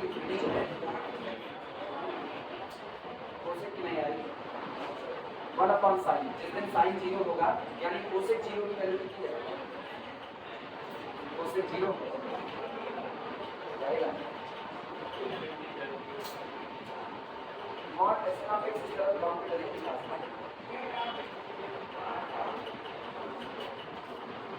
यार, डोमेन 0 से किताब में डोमेन 0 से, हाँ अच्छा, उसकी तरफ हमारा ध्यान नहीं जा रहा, तुम्हारा भी नहीं जा रहा। धन्यवाद वीरेंद्र। कोसेक x/2 है, ये x/2 है। तो जब हम लोग x की वैल्यू 2 पाई, अपने लोग सोच किस पे रहे हैं? साइन x पर सोच रहे हैं। अरे आता है बहुत चटावी होंगी ना, ये कितना है? 2 पाई/2। तो 2 पाई/2 पर ये कितना हो जाएगा? कोसेक पाई हो जाएगा, ठीक। लेकिन सोचो 2 पाई/2 डोमेन में है ही नहीं है, तो इसका मतलब जो कुछ है 2 पाई से कम है। अच्छा ये बताओ, अगर ऊपर की क्वांटिटी 2 पाई से कम है तो इसका मतलब ये क्वांटिटी कभी भी पाई नहीं पहुंचेगी, और जब ये कभी पाई नहीं पहुंचेगी तो पाई पर ही तो इंफिनिटी जाते हैं। तो इसका मतलब है 0 और पाई दोनों से हम बचेंगे। आई बात समझ में? अपने लोग बाउंडेड लिखना इसी बात को। बट कोसेक x/2, अरे वो कोसेक x/2 है, हम लोग उसको कोसेक x से देख रहे हैं, दरअसल तो अपने जीवन खुद ही पाल रहे हैं, लिखना। बट धन्यवाद वीरेंद्र, धन्यवाद। हाँ, तुम्हारा इनाम पक्का, तुमको एक चॉकलेट मिलेगी निश्चित तौर पर, बस मेरे को याद है। हाँ नहीं, मेरा तो उधर दिमाग ही नहीं था, x/2 दिख रहा है, अजीब से हम देख रहे हैं उसको, लिखना। But cosec x/2 is bounded, but cosec x/2 is bounded, but cosec x/2 is bounded in open interval 0 से 2 पाई। सबको समझ में आया कैसे हुआ ना? गलती कहाँ हो रही थी मिली ना? कोसेक x/2 इज बाउंडेड इन 0 से 2 पाई। सो इसलिए Sn of x, so Sn of x is bounded, so Sn of x is bounded, so Sn of x is bounded in domain 0 open interval 0 से 2 पाई। So Sn of x is bounded in domain open interval 0 से 2 पाई। अच्छा ये bounded है तो इसकी value किसी न किसी नंबर से less than or equal to आएगी, जिसकी अगर ये मान लो एक हाइपोथेटिकली मान लो ये less than or equal to L आया, ये quantity less than or equal to L आई, ये क्वांटिटी तो इससे भी छोटी है, तो ये quantity automatically less than or equal to L हो सकती है कि नहीं, तो बाउंडेड रह गया। तो अगर ये बाउंडेड है, बड़ी वाली क्वांटिटी बाउंडेड है, तो छोटी ऑटोमेटिकली क्या हो जाएगी, बाउंडेड हो जाएगी। इसीलिए हम सीधे लिखेंगे SN of x is bounded in the open interval 0 से 2 पाई। क्लियर हुई बातें? अब क्या बचा, एक टेस्ट और बचा, पॉजिटिव मोनोटोनिकली डिक्रीजिंग। आओ जीएन ऑफ एक्स की बात करते हैं, वो साफ सुथरा नजर आ रहा है, क्रॉस सही है, ये देखिए आल्सो लिख भैया, also sequence GN of x is equal to sequence 1/n। क्या सारे टर्म पॉजिटिव रहेंगे कि नहीं, इज पॉजिटिव और 1/2 1/3 1/4 घट रहा है, एंड पॉजिटिव मोनोटोनिकली एक तो यार ना सडनली क्या भूल जाएंगे हमको कुछ नहीं पता। मोनोटोनिकली इस पर क्यों भूल जाएंगे, मोनोटोनिकली डिक्रीजिंग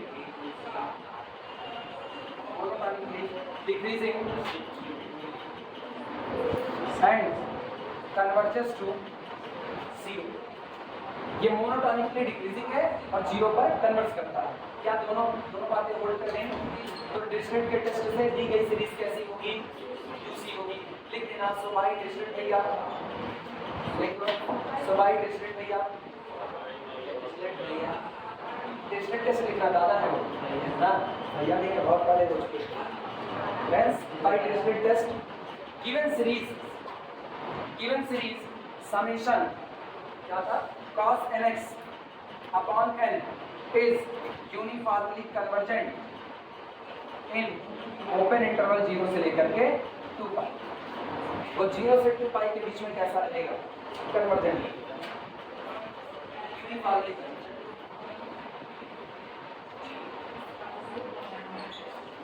हो गया। यहां से हम लोग शुरुआत करेंगे यूनिफॉर्म कन्वर्जेंस एंड कंटिन्यूटी। सुनो, किसी को नहीं पता कि वो कोर्स से है या कोर्स से नहीं मालूम, सब केवल और केवल अंदाजा लगा रहे हैं। कृष्णा पब्लिकेशंस में दूसरी एक्सरसाइज में ही इससे जुड़ा हुआ न्यूमेरिकल दिया गया, दूसरी एक्सरसाइज में ये कुंडली एंड कुंडली की बुक आती है, उसमें भी इससे जुड़ा न्यूमेरिकल है, एसजे पब्लिकेशंस में भी इससे जुड़ा न्यूमेरिकल है। तो हम लोग अब continuity, uniform convergence and continuity, uniform convergence differentiability, uniform convergence and integrability, ये तीनों टॉपिक जो छूट रहे हैं पढ़ लेंगे। एग्जाम में उतना ज़्यादा घबरा कर पढ़ जाना, लेकिन पढ़ लेंगे, क्योंकि सीक्वेंस भी कहने को तो कोर्स में सीक्वेंस भी नहीं है। आप पूछा 3 सवाल है, तो ये 3 टॉपिक भी काट के एमएससी में अब डाले हुए हैं। राम वाले के अपना कुछ पता नहीं है, पूछ ले तो गए काम से।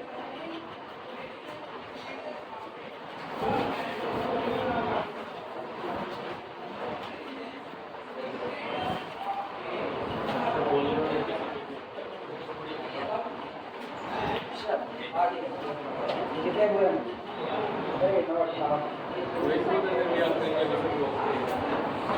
क्यों ना मैं पूछ करा लोगों को आज उनको याद दिला दो, आगे तुम लोगों का सवाल सॉल्व कर दीजिए। कौन सा यार ग्रुप में भेजो ना, अब ग्रुप में भेजो, भाई शाम वाले टाइम में वीडियो कंप्रेस करते हैं तब, वरना मोबाइल देखते नहीं पता चलता है।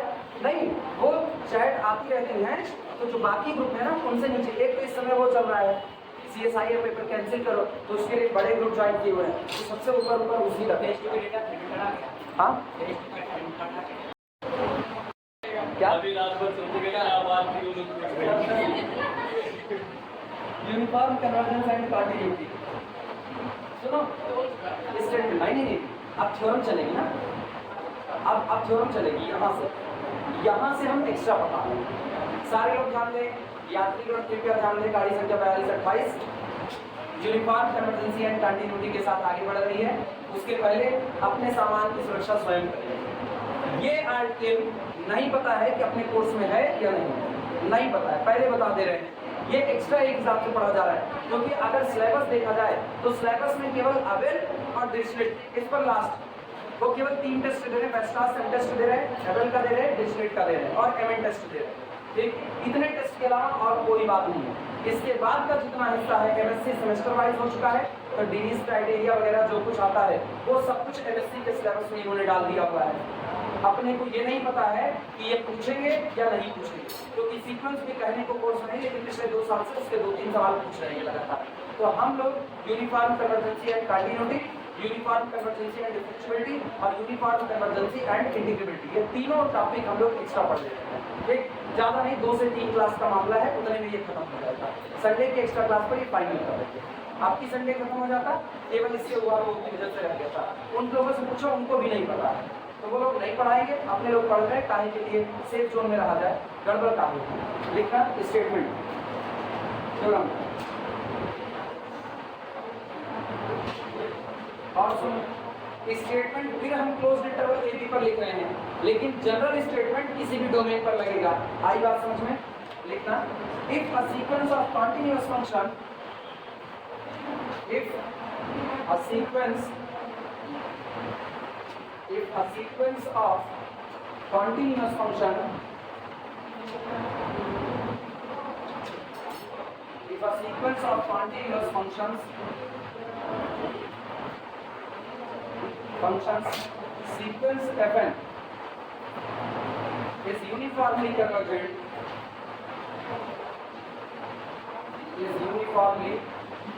convergent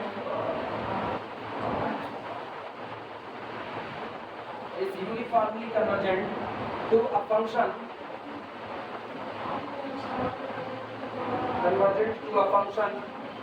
small f on closed interval ab। याद रखना, सिर्फ लिखा जा रहा है, हम लास्ट में जनरल स्टेटमेंट लिखा दें, लास्ट में रिमार्क कर, ठीक।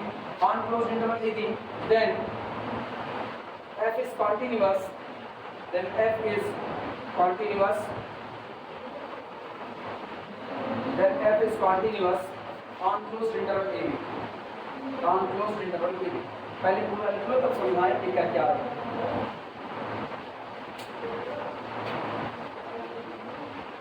वो एलपीक्यू वाला ऑरेंज ग्रीन चॉकलेट के में किसको दिक्कत आ रही है? कनिष्का और दूसरा तो तीसरा तो और 4, उसमें दिक्कत क्या? वेरिएबल मानने में दिक्कत है कि सवाल ही नहीं समझ? सवाल ही नहीं समझ।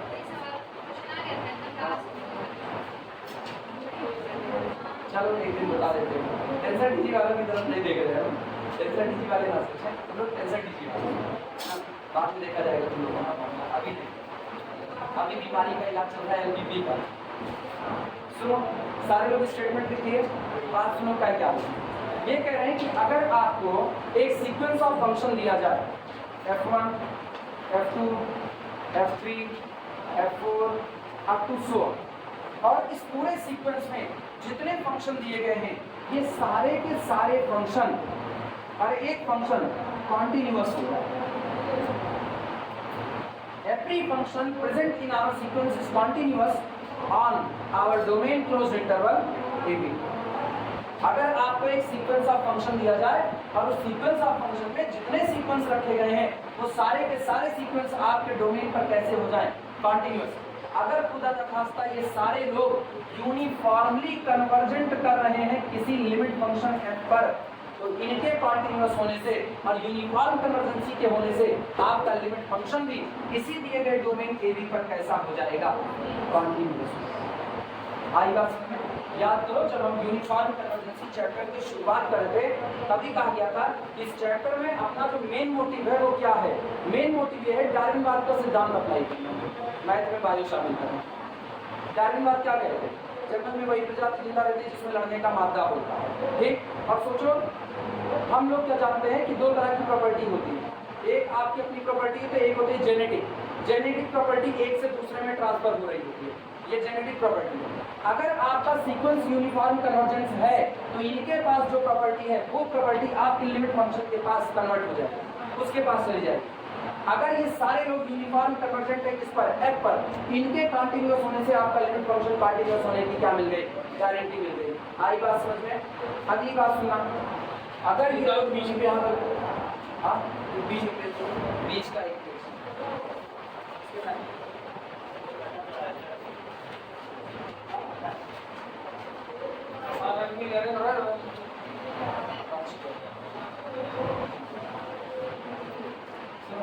अगला काम सुनो, ये केवल इतना काम हो रहा है।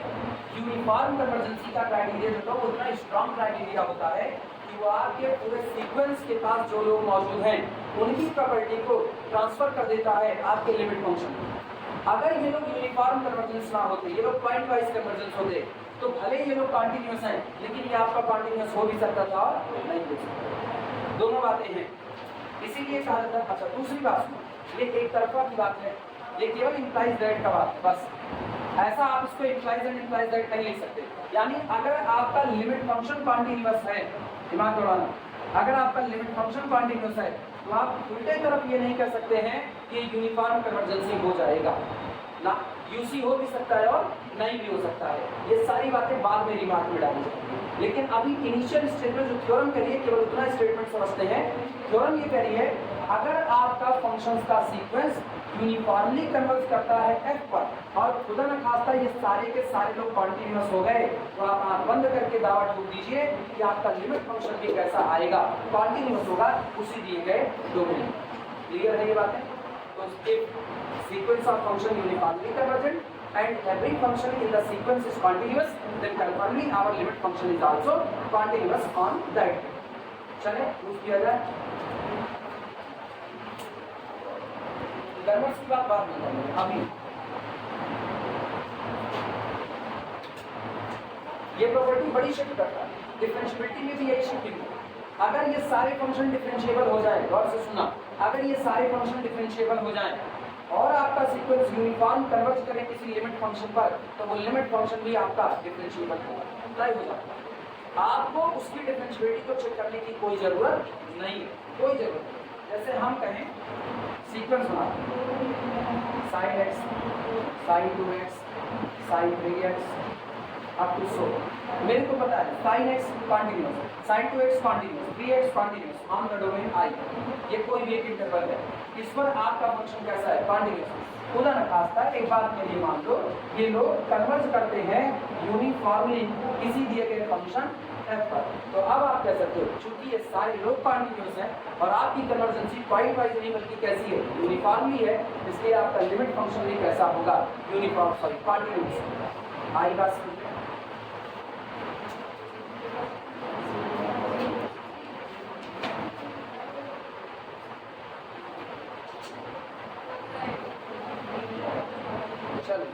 प्रूफ देखना,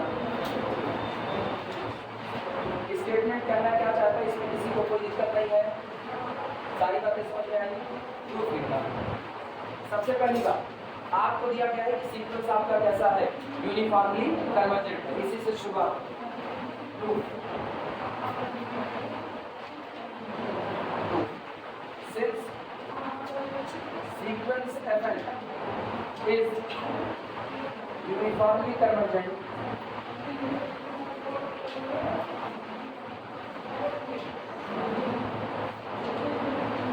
this sequence fn is uniformly convergent to f on closed interval ab।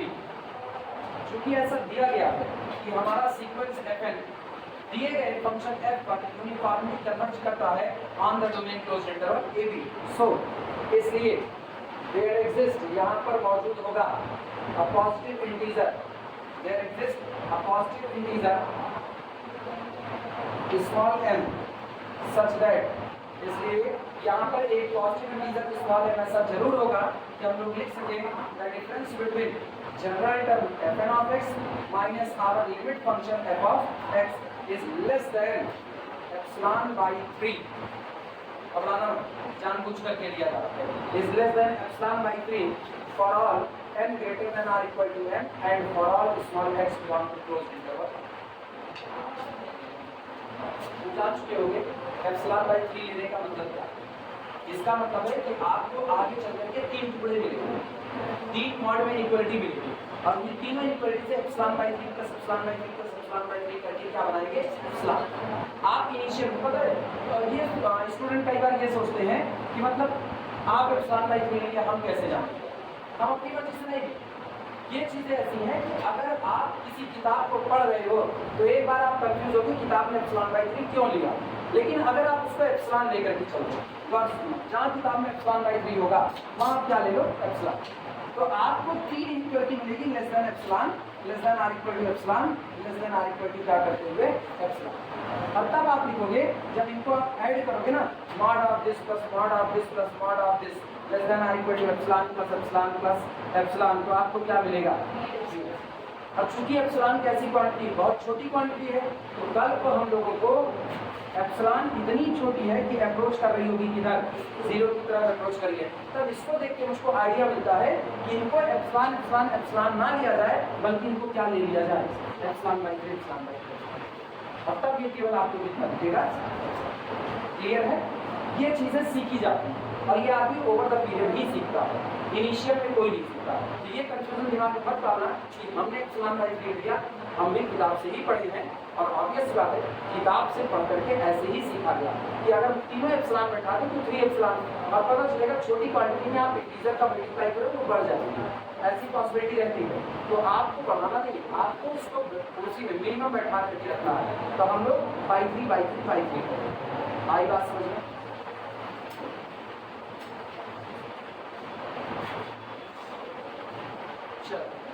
शुरुआत।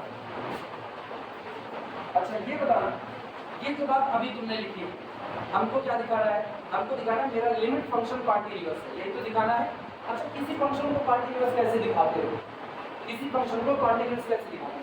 ये बताओ, ये बोर्ड, क्या ये बोर्ड कॉन्टिन्यूअस है कि नहीं?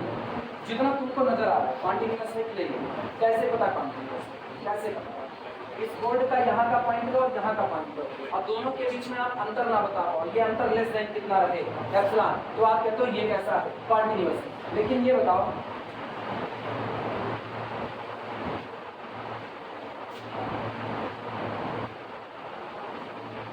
इसके और इसके बीच में अंतर दिख रहा है कि नहीं दिख रहा है? क्या अंतर दिख रहा है? ये उज्जर बिज्जर है, ये करिया करिया, अंतर आया कि नहीं आया?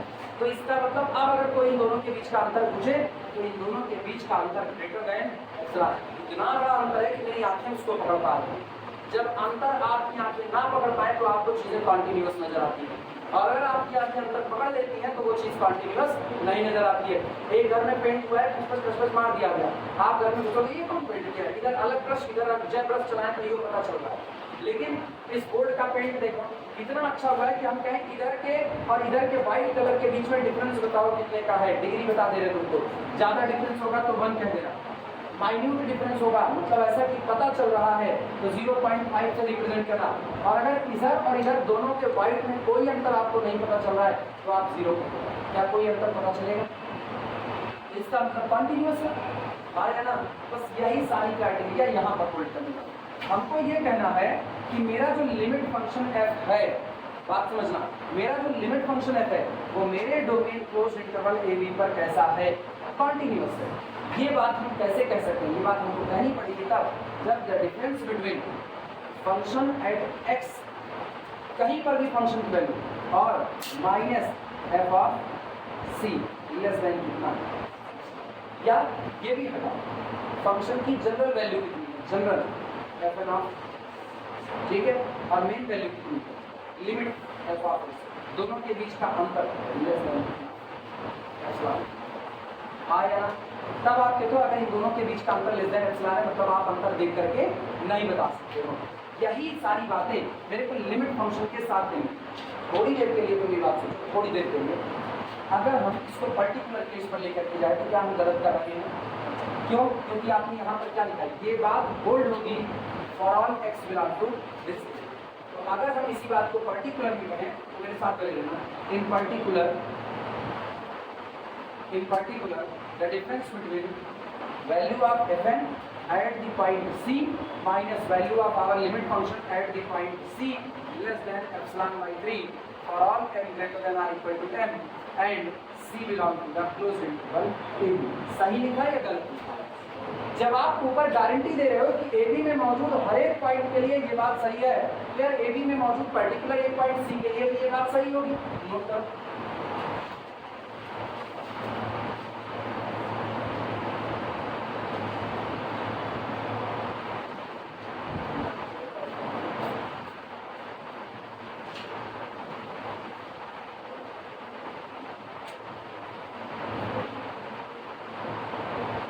और इंटरमीडिएट की कंटिन्यूटी की डेफिनेशन अपने दिमाग में रखना। कंटिन्यूटी इंटर में कैसे दिखाते थे? General value of the function minus value of the function at a particular point, इनके बीच का अंतर लेस देन कितना दिखाना है? एप्सिलॉन। तो अगर आपको दिखाना है कि आपका limit function f of x continuous है, दिमाग दौड़ाओ, अगर आपको दिखाना है आपका limit function f of x continuous है, तो general value of the function minus value of the function at any point in our domain, ये अंतर कम से भी कम लेस देन कितना चाहिए? एप्सिलॉन। आपको यही कैलकुलेट करना है, यही। और ये अंतर जिस दिन लेस देन एप्सिलॉन होगा तो सी आपका कैसा पॉइंट है डोमेन का? आर्बिट्ररी पर, कोई भी तो ले लिया, तो इसका मतलब आप डोमेन के किसी भी पॉइंट पर खड़े हो, फंक्शन से उसका अंतर हमेशा कम से कम लेस देन क्या होगा? एप्सिलॉन। तो आपका फंक्शन क्या होगा? कंटीन्यूअस। आपके दिमाग में यही आना चाहिए, लास्ट में यही दिखाना रहेगा। चलो शुरुआत करें। अच्छा अगली बात सुनिए, दो बातें अब तक हुई। हमने माना fm यूनिफॉर्मली कन्वर्जेंट है जैसा कि दिया गया। अगर यूनिफॉर्मली कन्वर्जेंट है तो मेरे को कन्वर्जेंसी का क्राइटेरिया मिलता है कि आपके डोमेन में मौजूद किसी भी x के लिए एक स्टेज ऐसी आएगी कि the difference between general term minus limit function less than epsilon by 3 होगा। और इसके आधार पर हमने कहा अगर ये बात डोमेन के हर पॉइंट के लिए सही है तो डोमेन में चुने गए किसी पर्टिकुलर पॉइंट सी के लिए भी ये बात हमेशा सही होगी। कोई दिक्कत किसी को? लाइन चेंज करके अब बात सुनिए। आपके सीक्वेंस में जितने फंक्शन दिए गए हैं वो सारे के सारे कॉन्टिन्यूअस दिए गए हैं, हाँ या ना? लिखना है इसी बात को। Since fn is continuous, since fn is continuous, चूंकि दिए गए सारे के सारे फंक्शन जो सीक्वेंस में मौजूद हैं वो कॉन्टिन्यूअस हैं। Since fn is continuous on closed interval a b for each small n belong to natural number set n, हर एक n के लिए मतलब f1 कंटीन्यूअस है, f2 कंटीन्यूअस है, f3 कंटीन्यूअस, सारे कंटीन्यूअस है। और अगर ये सारे कंटीन्यूअस है तो आप इनकी कंटीन्यूटी की डेफिनेशन लिखते हैं। कंटीन्यूटी की डेफिनेशन फिगर 4 सोचो, fn is continuous on our domain AB, why or not? If fn is continuous on our domain AB, then confirmly fn is continuous on the every point of the domain AB. इसका मतलब fn is continuous on the particular point C belong to our domain AB. लिखा जा सकता है कि नहीं? लिखना। This implies that कि दिया fn is continuous, fn is continuous at C belong to the closed interval AB. fn मेरे दिए गए पॉइंट C पर भी कैसा होगा? कॉन्टिन्यूअस होगा।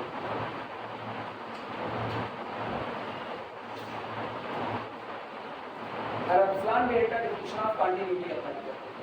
Epsilon delta definition of continuity कहती है कि इसका मतलब what this implies that there exist a delta greater than 0। यहां पर एक डेल्टा ग्रेटर देन 0 ऐसा होगा सच दैट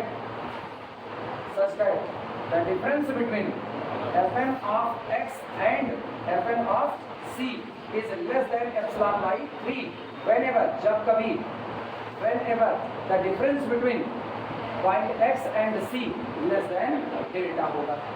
हाँ या ना? नोट करो। ये अपनी इक्वेशन पर नोट नहीं माने, कोई नहीं माने, कुछ मानना है। पहला एक काम करो, जो पहला वाला epsilon by 3 आया है इसे इक्वेशन बनते हैं पहले वाला, और ये जो दूसरा वाला एप्सिलॉन बाई 3 आया है इसको इक्वेशन 2 कर दो, और अब ये जो तीसरा वाला एप्सिलॉन बाई 3 आया है इसे इक्वेशन नंबर 3 कर दो। 3 बार epsilon by 3 epsilon by 3 epsilon by 3 आया होगा, 1 2 3 कर दो।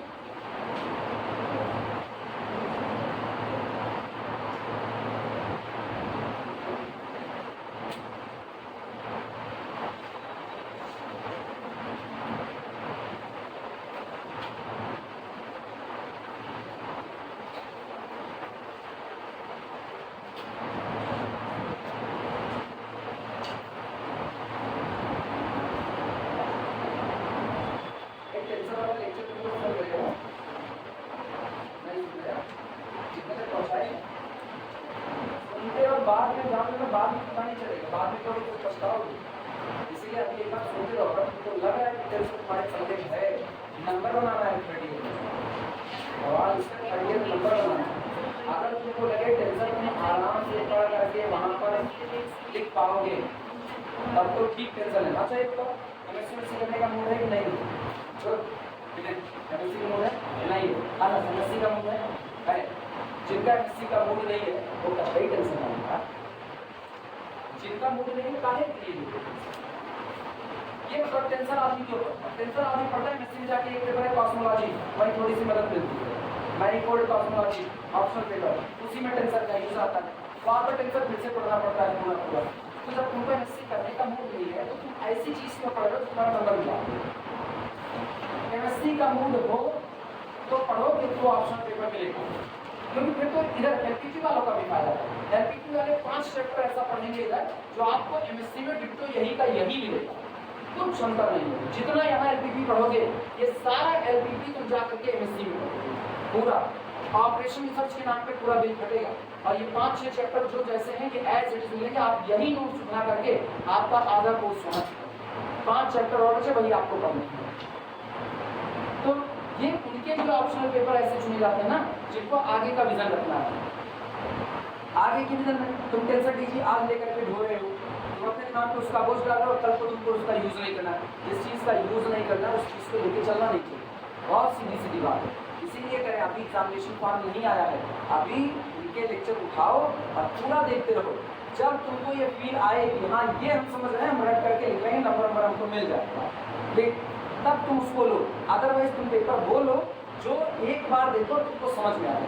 अभी तक एलपीपी में ऐसी कोई चीज़ नहीं आई है जिसको रटना पड़ा हो कि यार ये कैसे हो रहा है। और टेंशन में तुमको पहले दूसरे तीसरे दिन से ये चीज़ें मिलनी चालू हो गई, वहाँ ये कंडीशन आ गई। प्रोजेक्टर चाहिए तब वहाँ भी नहीं रटना पड़ेगा, प्रोजेक्टर रहेंगे नहीं तो रटना पड़ेगा। इसीलिए आप कह सकते हो हम तुम्हारा ब्रेन वॉश कर रहे हैं, कह सकते हो, लेकिन यही ट्रू फैक्ट ये है ना, या तो एमएससी करनी हो तो आप लेकर के ढूंढ, जैसे इनको करनी है ये लेकर ढूंढ चलेगा, इनका बड़ा मदद करेगा। आज पढ़ देंगे तो कल इनको आराम होगा। जो लोग आज नहीं पढ़ रहे टेंशन डीजी इनको कल, लेकिन अब ये एलपीपी में झेलेंगे और टेंशन डीजी में सीख रहे होंगे तो ये एलपीपी सीख रहे होंगे। पढ़ना तो दोनों को है, ये दोनों पेपर भेंट वार्ता करेंगे। टेंशन डीजी पढ़ोगे तो भी एमएससी में मिलेगा, एलपीपी पढ़ोगे तो भी एमएससी में मिलेगा, और कंपलसरी पेपर के तौर पर ओआर को कंपलसरी पेपर के तौर पर मिलेगा। टेंशन डीजी का पेपर जो उधर मिलेगा ना वो ऑप्शनल पेपर मिलेगा, चाहो तो फिर छोड़ के मैथमेटिकल मॉडलिंग मिलेगा। आप इस पेपर से हमेशा बच सकते हो अगर आप चाहो तो, लेकिन आप एलपीपी को छोड़ करके आगे बच नहीं सकते। ओआर कंपलसरी पेपर है, ऑप्शन नहीं है, वो तो आपको पढ़ना मजबूरी है। आई बात समझ में, लापरवाही ना करो, वीडियो लेक्चर सुनते रहो। या मौका मिला हुआ है तो कहीं के लिए दिक्कत कर, मौका मिला वीडियो लेक्चर सुनो, समझ नहीं आता है तो ठीक है यार, तुम अपने रास्ते पेपर को डाटा बाय बाय कर दो। समझ आ रहा है तो पेपर लिखाओ, काम दो।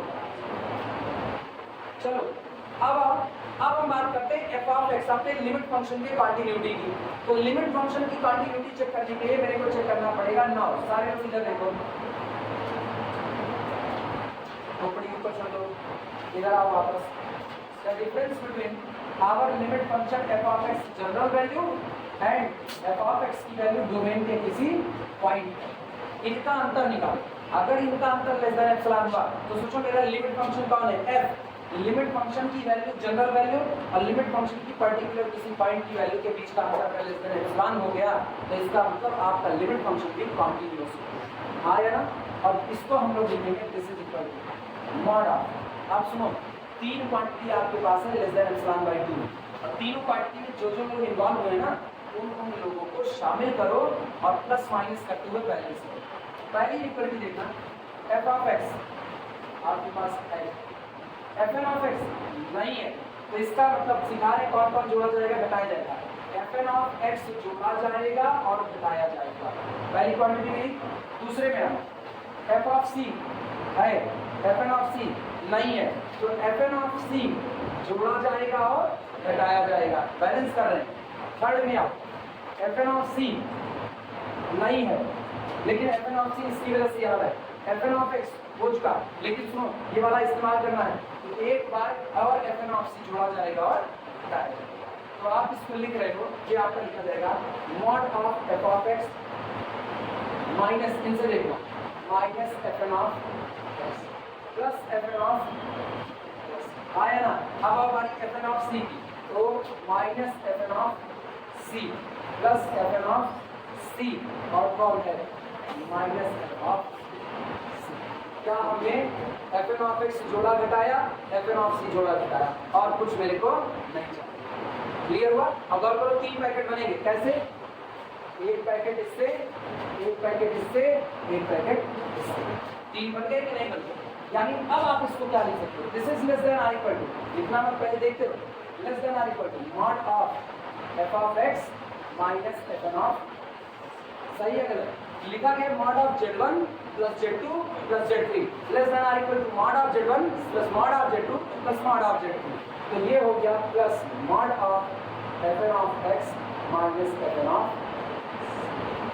Plus mod of fn of c minus f of c। लिखा जा सकता है कि नहीं? नोट करो मेरा काम हो चुका है।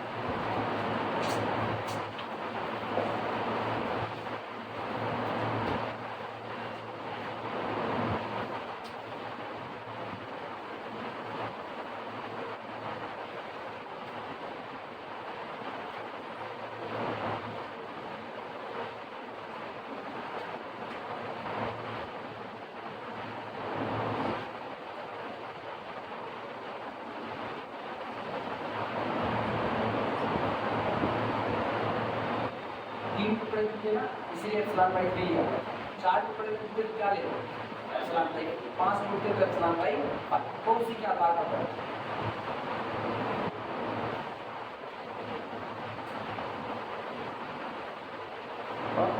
गड़बड़ हुआ क्या? ये वाला चमक है, fn is continuous and c, तो चमक पे चला गया। सुन के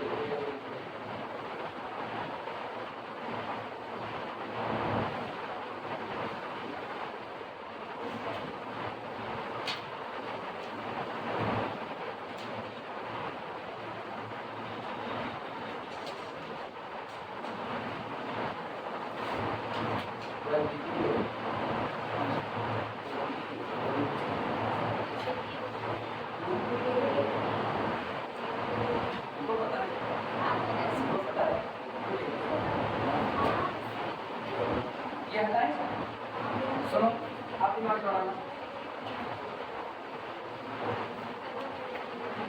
यानी this implies that mod of f of x minus f of c is less than, ये बताओ, सुनो, ये quantity less than or equal to epsilon by 3 आया ना, तो this is less than epsilon by 3 था, ये भी लेस देन एप्सिलॉन बाई 3, देखो fn of x और ये fn of c आया epsilon by 3, fn of c minus f of c, equation number 2 होगा आपका, वो equation number 2 plus epsilon by 3, सही है गलत? अब तीनों जोड़ करके बराबर कितना? एप्सिलॉन, इसके लिए बस अभी इतना लिख, बाकी बात नहीं। और यहाँ पर लिख देना using equation 1, 2 and 3, equation number 1, 2 और 3 का इस्तेमाल करते हुए पूरी क्वांटिटी लेस देन कितनी हो जाएगी? एप्सिलॉन।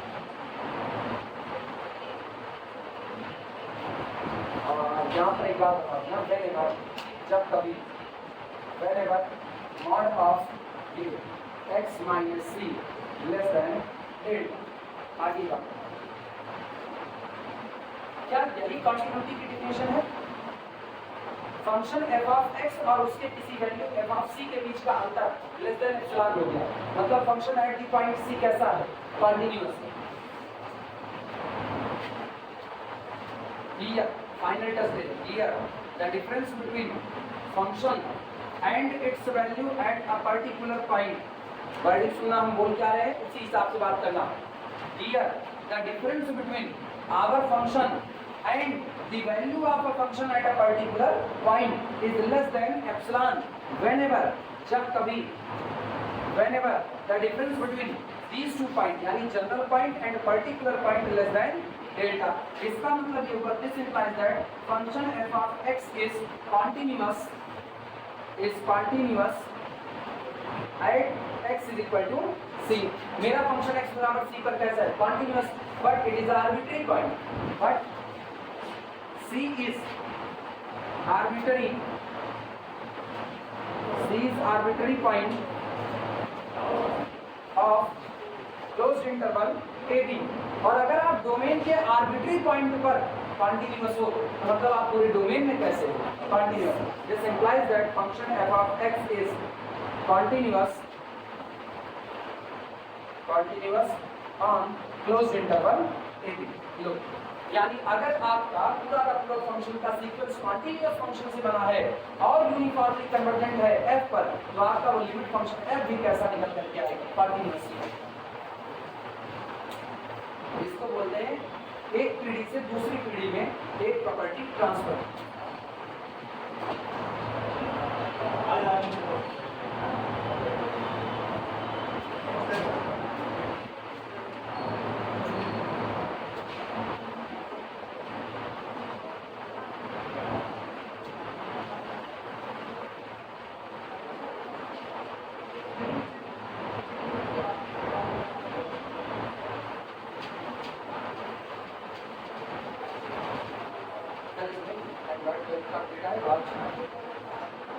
एंड्रॉइड 11 जो था मेरे बकवास हो गया, अरे इसकी कैमरा परफॉर्मेंस सुधार बहुत 1.5 GB का सॉफ्टवेयर है ना। इसका जो फ्रंट कैमरा था वो एकदम बेकार, अभी तो ठीक हो मतलब उतना ठीक हो।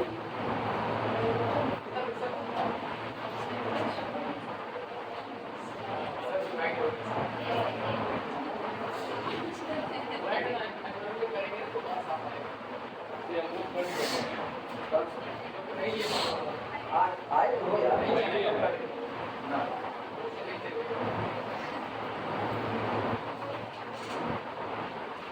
ये लोग 2 बार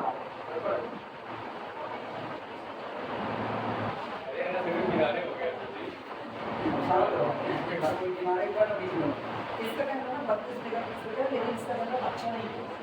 फ्यूजन का कैमरा ना बड़ी इसकी बदनामी है, बड़ी बदनामी है। प्रो का अच्छा है इसका। हाँ अब सॉफ्टवेयर अपडेट कोई और कैमरे का पर्टिकुलर ना तो वो अच्छा सुधार है, लेकिन तब भी बहुत सुधार हुआ। पहले तो अपनी फोटो जैसे आधार ही देता था।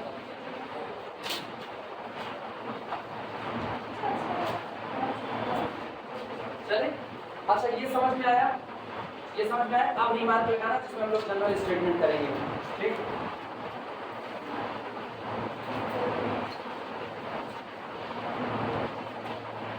जो पॉइंट वाइज कन्वर्जेंसी का क्राइटेरिया होगा ना वो इसीलिए कमजोर माना जाता है, क्योंकि पॉइंट वाइज कन्वर्जेंसी का क्राइटेरिया प्रॉपर्टी ट्रांसफर नहीं कर पाता। अगर एक फंक्शंस का सीक्वेंस पॉइंट वाइज कन्वर्जेंसी रखता है तो उसका जो लिमिट फंक्शन आ रहा होगा वो कॉन्टिन्यूअस हो नहीं सकता और नहीं हो सकता, इनके कॉन्टिन्यूअस होने पर। लेकिन अगर आपका सीक्वेंस यूसी का है, यूनिफॉर्मली कन्वर्जेंट है और कॉन्टिन्यूअस फंक्शन है तो वो ट्रांसफर होगा निश्चित तौर पर। इसीलिए हमेशा प्रेफरेंस दिया जाता है यूनिफॉर्म कन्वर्जेंसी, क्योंकि यूनिफॉर्म कन्वर्जेंसी ना जाने कितनी बातें उसकी ऑलरेडी करवा देगी। अगर आप अपने सीक्वेंस का बिहेवियर जानते हो और आपका सीक्वेंस यूनिफॉर्मली कन्वर्जेंट हो रहा है तो आप अपने लिमिट फंक्शन के बारे में एक नहीं लाखों करोड़ों बात कर सकते हैं। जबकि पॉइंट वाइज कन्वर्जेंसी में आप उसके बारे में कुछ नहीं कह सकते, उसके बारे में आपको अलग से चर्चा करनी पड़ेगी। कुछ प्रॉपर्टी ट्रांसफर कर भी सकता है और नहीं भी कर सकता है, दोनों बात वीक क्राइटेरिया कहा जाता है और यूसी उतना ही ज्यादा स्ट्रॉन्ग क्राइटेरिया है।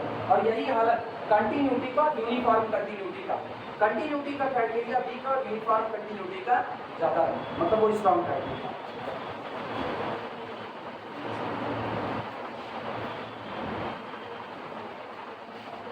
बात नहीं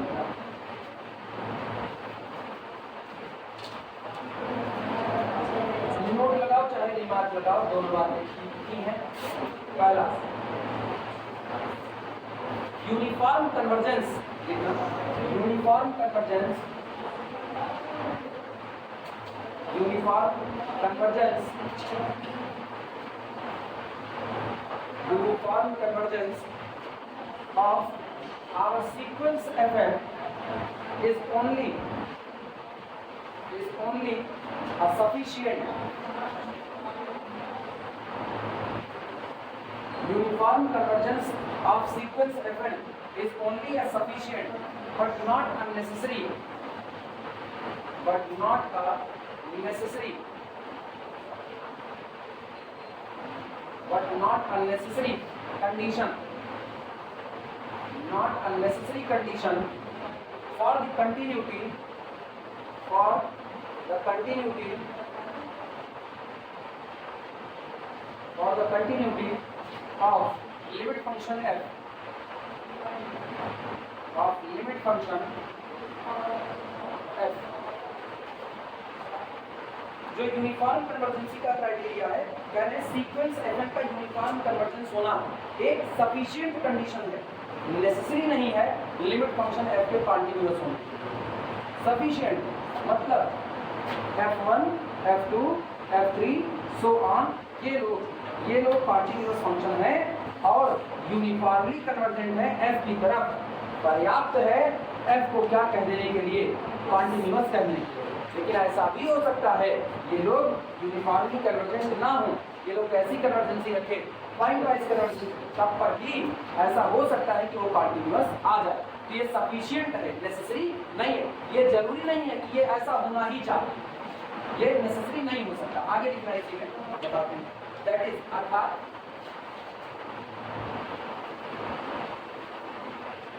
that is if the limit function f is continuous, that is if the limit function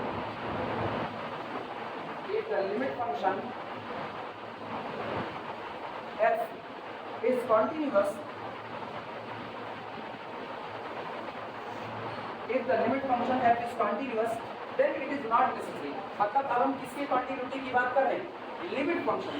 जहां ये लोग कन्वर्ज कर रहे हैं उस फंक्शन को हम कह रहे हैं आप ऑलरेडी कंटिन्यूअस हो, लेकिन आपके कंटिन्यूअस होने से यूनिफॉर्म कन्वर्जेंस होने का गारंटी नहीं दिया जा सकता। जबकि अगर ये कंडीशन नेसेसरी और सफिशिएंट दोनों हो जाती ना तो इधर से उधर और उधर से इधर की गारंटी मिलती, लेकिन ये गारंटी नहीं है।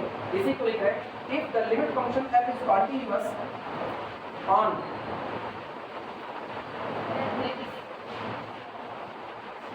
क्या लिख रहे हो, if the limit function f is continuous on closed interval ab नहीं लिख देना, वो लिख देना on ab, then it is not necessary, it is not necessary, ये कोई जरूरी नहीं है, it is not necessary that sequence fn is uniformly convergent on closed interval ab। तब ये कोई जरूरी नहीं है कि सीक्वेंस fn जो आपका दिया गया है वो क्लोज्ड इंटरवल ab पर यूनिफॉर्मली कंटीन्यूअस और यूनिफॉर्मली कन्वर्जेंट हो। समझ में आई बातें, किसी को इसमें कोई दिक्कत? बहुत सीधी बात लिखी गई है, f1 f2 f3 so on fn so on, ये लोग यूनिफॉर्मली कन्वर्जेंट है f पर। अगर खुदा न खास्ता ये लोग कॉन्टिन्यूअस हो गए तो सफिशिएंट है, यूसी का होना सफिशिएंट है इसको क्या कह देने के, कॉन्टिन्यूअस कहते हैं, लेकिन जरूरी नहीं, नेसेसरी नहीं है। मतलब आप ये नहीं कह सकते हो कि अगर f कॉन्टिन्यूअस है तो ये लोग यूसी रहे होंगे, नहीं, अगर आपका f कॉन्टिन्यूअस है तो यूसी होने की गारंटी नहीं दी जा सकती है। ऐसा हो सकता है कि ये लोग कैसे हैं, पॉइंट वाइज कॉन्टिन्यूअस, पीडब्ल्यूसी। आई बात समझ में, यूसी है कॉन्टिन्यूअस है तो लिमिट फंक्शन कॉन्टिन्यूअस होगा, लिमिट फंक्शन कॉन्टिन्यूअस है तो ये यूसी हो इसकी गारंटी नहीं है, ये पीडब्ल्यूसी भी हो सकती है। क्लियर हुआ? एग्जाम्पल है जब न्यूमेरिकल उठाएंगे तो मिलेंगे। पता है एग्जाम्पल यहाँ क्यों नहीं लगा रहे, मेरे को कम अच्छा लगता है, कम अच्छा इस सेंस में लगता है। आप एक एग्जाम्पल उठाओगे, आप लिखोगे फला फंक्शन को, आप देखिए फला फंक्शन आपका लिमिट फंक्शन कॉन्टिन्यूअस है लेकिन यूनिफॉर्म कन्वर्जेंस नहीं है, और एग्जाम्पल कह के निकल जाओगे, प्रूफ करना है। तो जब हमको प्रूफ करना है तो उसको सवाल के तौर पर ना ले रहे, एक एग्जाम का सवाल हो जाएगा कि problem prove that our limit function is continuous but our given sequence is pointwise convergent not uniform. उसको न्यूमेरिकल में डाल देंगे तो तुम्हारे लिए यहाँ थ्योरी हो गई और वहाँ एग्जाम्पल हो गया, काम चल जाएगा। अभी आई बात समझ में, मेरी स्प्रेडशीट ऐसी है, थोड़ी घूमी हुई, जैसे कि हमारे मेरे तो नहीं आया, सब खुद ही घूमे हुए स्प्रेडशीट आया ना, हमको पता है, हम जिन लोगों को पढ़ाते हैं उन लोगों को हम जानते हैं, मेरे बारे में अच्छा तो सोच ही नहीं सकते ना।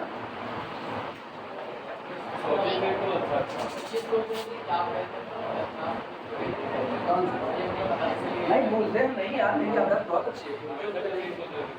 एक उनका मैसेज दूसरे ग्रुप में हाँ ये हो जाते हैं आप कहते हैं आप तुम लोग बेइज्जती कराते हैं नहीं डालो जनरल स्टेटमेंट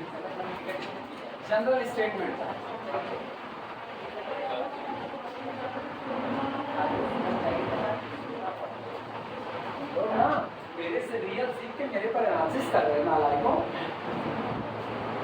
जनरल स्टेटमेंट जितना स्टेटमेंट पर्टिकुलर है ठीक है आप उसको जनरलाइज कर रहे हैं अपने लोगों को क्लोज्ड इंटरवल ए भी दिया गया कोई जरूरत नहीं उसकी ना कोई भी डोमेन होगा हर डोमेन में ये बात सही होगी बशर्ते आपके डोमेन में ये शर्तें होल्ड होनी चाहिए सुनो कैसे लिखते हैं बी करुणाकरण सर का लिखा हुआ है उन्हीं का स्टेटमेंट लिखा late fn be the mapping from E subset R to real number set R बोलो कैसे लिखते सीक्वेंस नहीं लिखते हो गया सीक्वेंस पता है कैसे सुनो F1 मैपिंग है E से लेकर के किसके बीच में R F2 मैपिंग है डोमेन E से लेकर के कहाँ रियल नंबर F3 मैपिंग है E से लेकर के किसके बीच में R Fn मैपिंग है E से लेकर के कहाँ R सो ऑन चलता जाएगा तो यार ये सारे फंक्शन एक ही डोमेन पर डिफाइंड है कि नहीं इकट्ठा कर लो सीक्वेंस क्या बन गया और सीक्वेंस नहीं लिखते बोलो ये लिखते Fn be the mapping from domain E to the real number set R यानी सबका डोमेन आपने क्या कर दिया है कॉमन कर दिया है और E क्या लिखे हैं subset R equal subset of R ये इंटरवल भी हो सकता है ये ओपन इंटरवल हो सकता है सेमी क्लोज्ड सेट भी ओपन हो सकता है ये एक प्रॉपर सेट भी हो सकता है सेट इंटरवल हो ये कोई जरूरी नहीं है ये सेट भी हो सकता है ये जनरल स्टेटमेंट है अपने यहाँ अभाव है general statement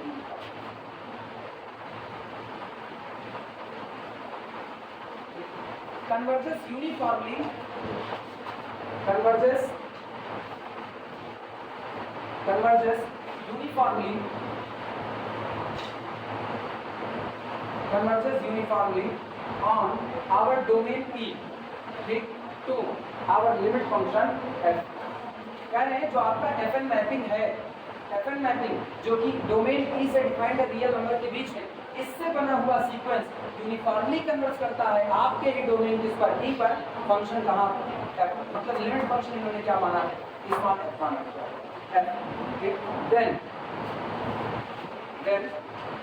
f is part like then then assume that मानिए assume that उनका पूरा डिक्लो स्टेटमेंट लिखिए अपनी मर्जी से कुछ नहीं assume that Fn are continuous क्या लिखा गया है एक दो फंक्शन नहीं लाखों करोड़ इनफाइनाइट फंक्शन चलते चले गए कह रहे वो सारे के सारे फंक्शन कैसे हैं कंटीन्यूअस है एज्यूम दैट आप ये मान लीजिए कि सारे फंक्शन आपके कैसे हैं कंटीन्यूअस हैं at small a belong to the domain E और डोमेन के पॉइंट ए पर कैसे कंटीन्यूअस अगर ये सारे के सारे फंक्शन डोमेन के किसी पॉइंट पर कंटीन्यूअस है वर्डिक्ट सुनना अगर ये सारे फंक्शन डोमेन के किसी पॉइंट पर कंटीन्यूअस हैं और आपकी कन्वर्जेंसी यूनिफॉर्म है तो उसी पॉइंट पर आपका लिमिट फंक्शन भी क्या होगा कंटीन्यूअस आई बात समझ में लिखना at small a belong to a then f is continuous at small तब आपका लिमिट फंक्शन भी उसी पॉइंट पर कैसा होगा कंटीन्यूअस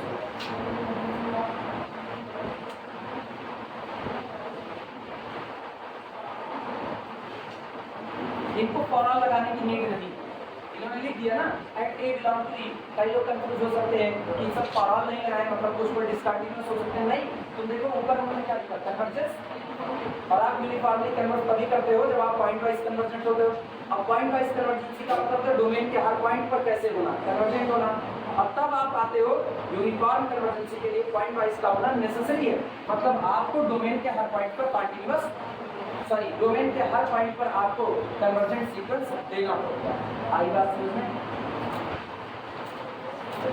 नोट अगला नोट लगाना ये नोट नंबर ये जनरल स्टेटमेंट का नोट तो बहुत चुका है हाँ एक नोट लगाओ ये आपका निगेशन बहुत अच्छा देगा सुनो, अब ये चीजें ना आपको निगेशन दे रहे हैं, निगेशन इनकार करना, हामी भरने को आप क्या बोलते हैं? नहीं, अरे वो कुछ असर्टेशन, असर्शन क्या बोलते हैं? अरे असर्टिव और नरेटिव कुछ ऐसा होता है ना, मेरे को भूल गया यार, मेरी याद सही थोड़ी देर पहले क्या निगेशन बता दीजिए असर्गेशन निगेशन निगेशन इनकार। अरे अफर्मेटिव करके कोई सेंटेंस होता है ना, अफर्मेशन वो शायद हामी करने के लिए होता है ना। हाँ देखो याददाश्त अच्छी है। अरे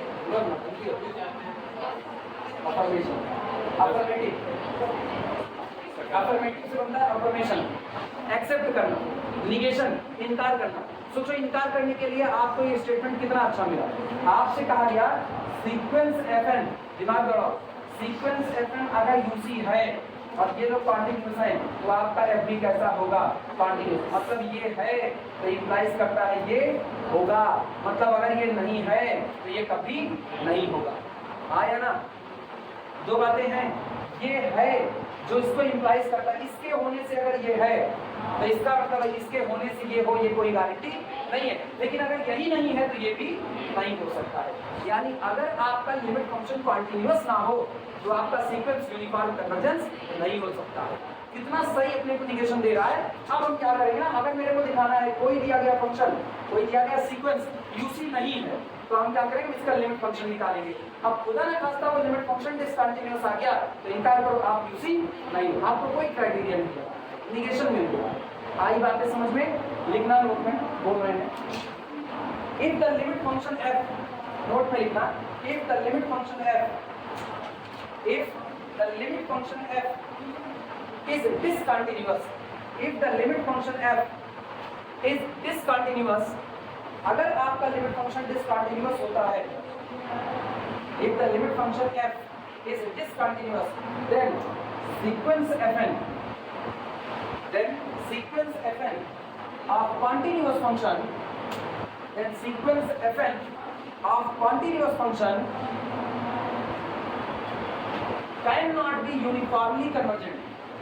Then sequence fn of continuous function cannot be, नहीं हो सकता, cannot be uniformly convergent on closed interval AB, cannot be uniformly convergent on closed interval AB.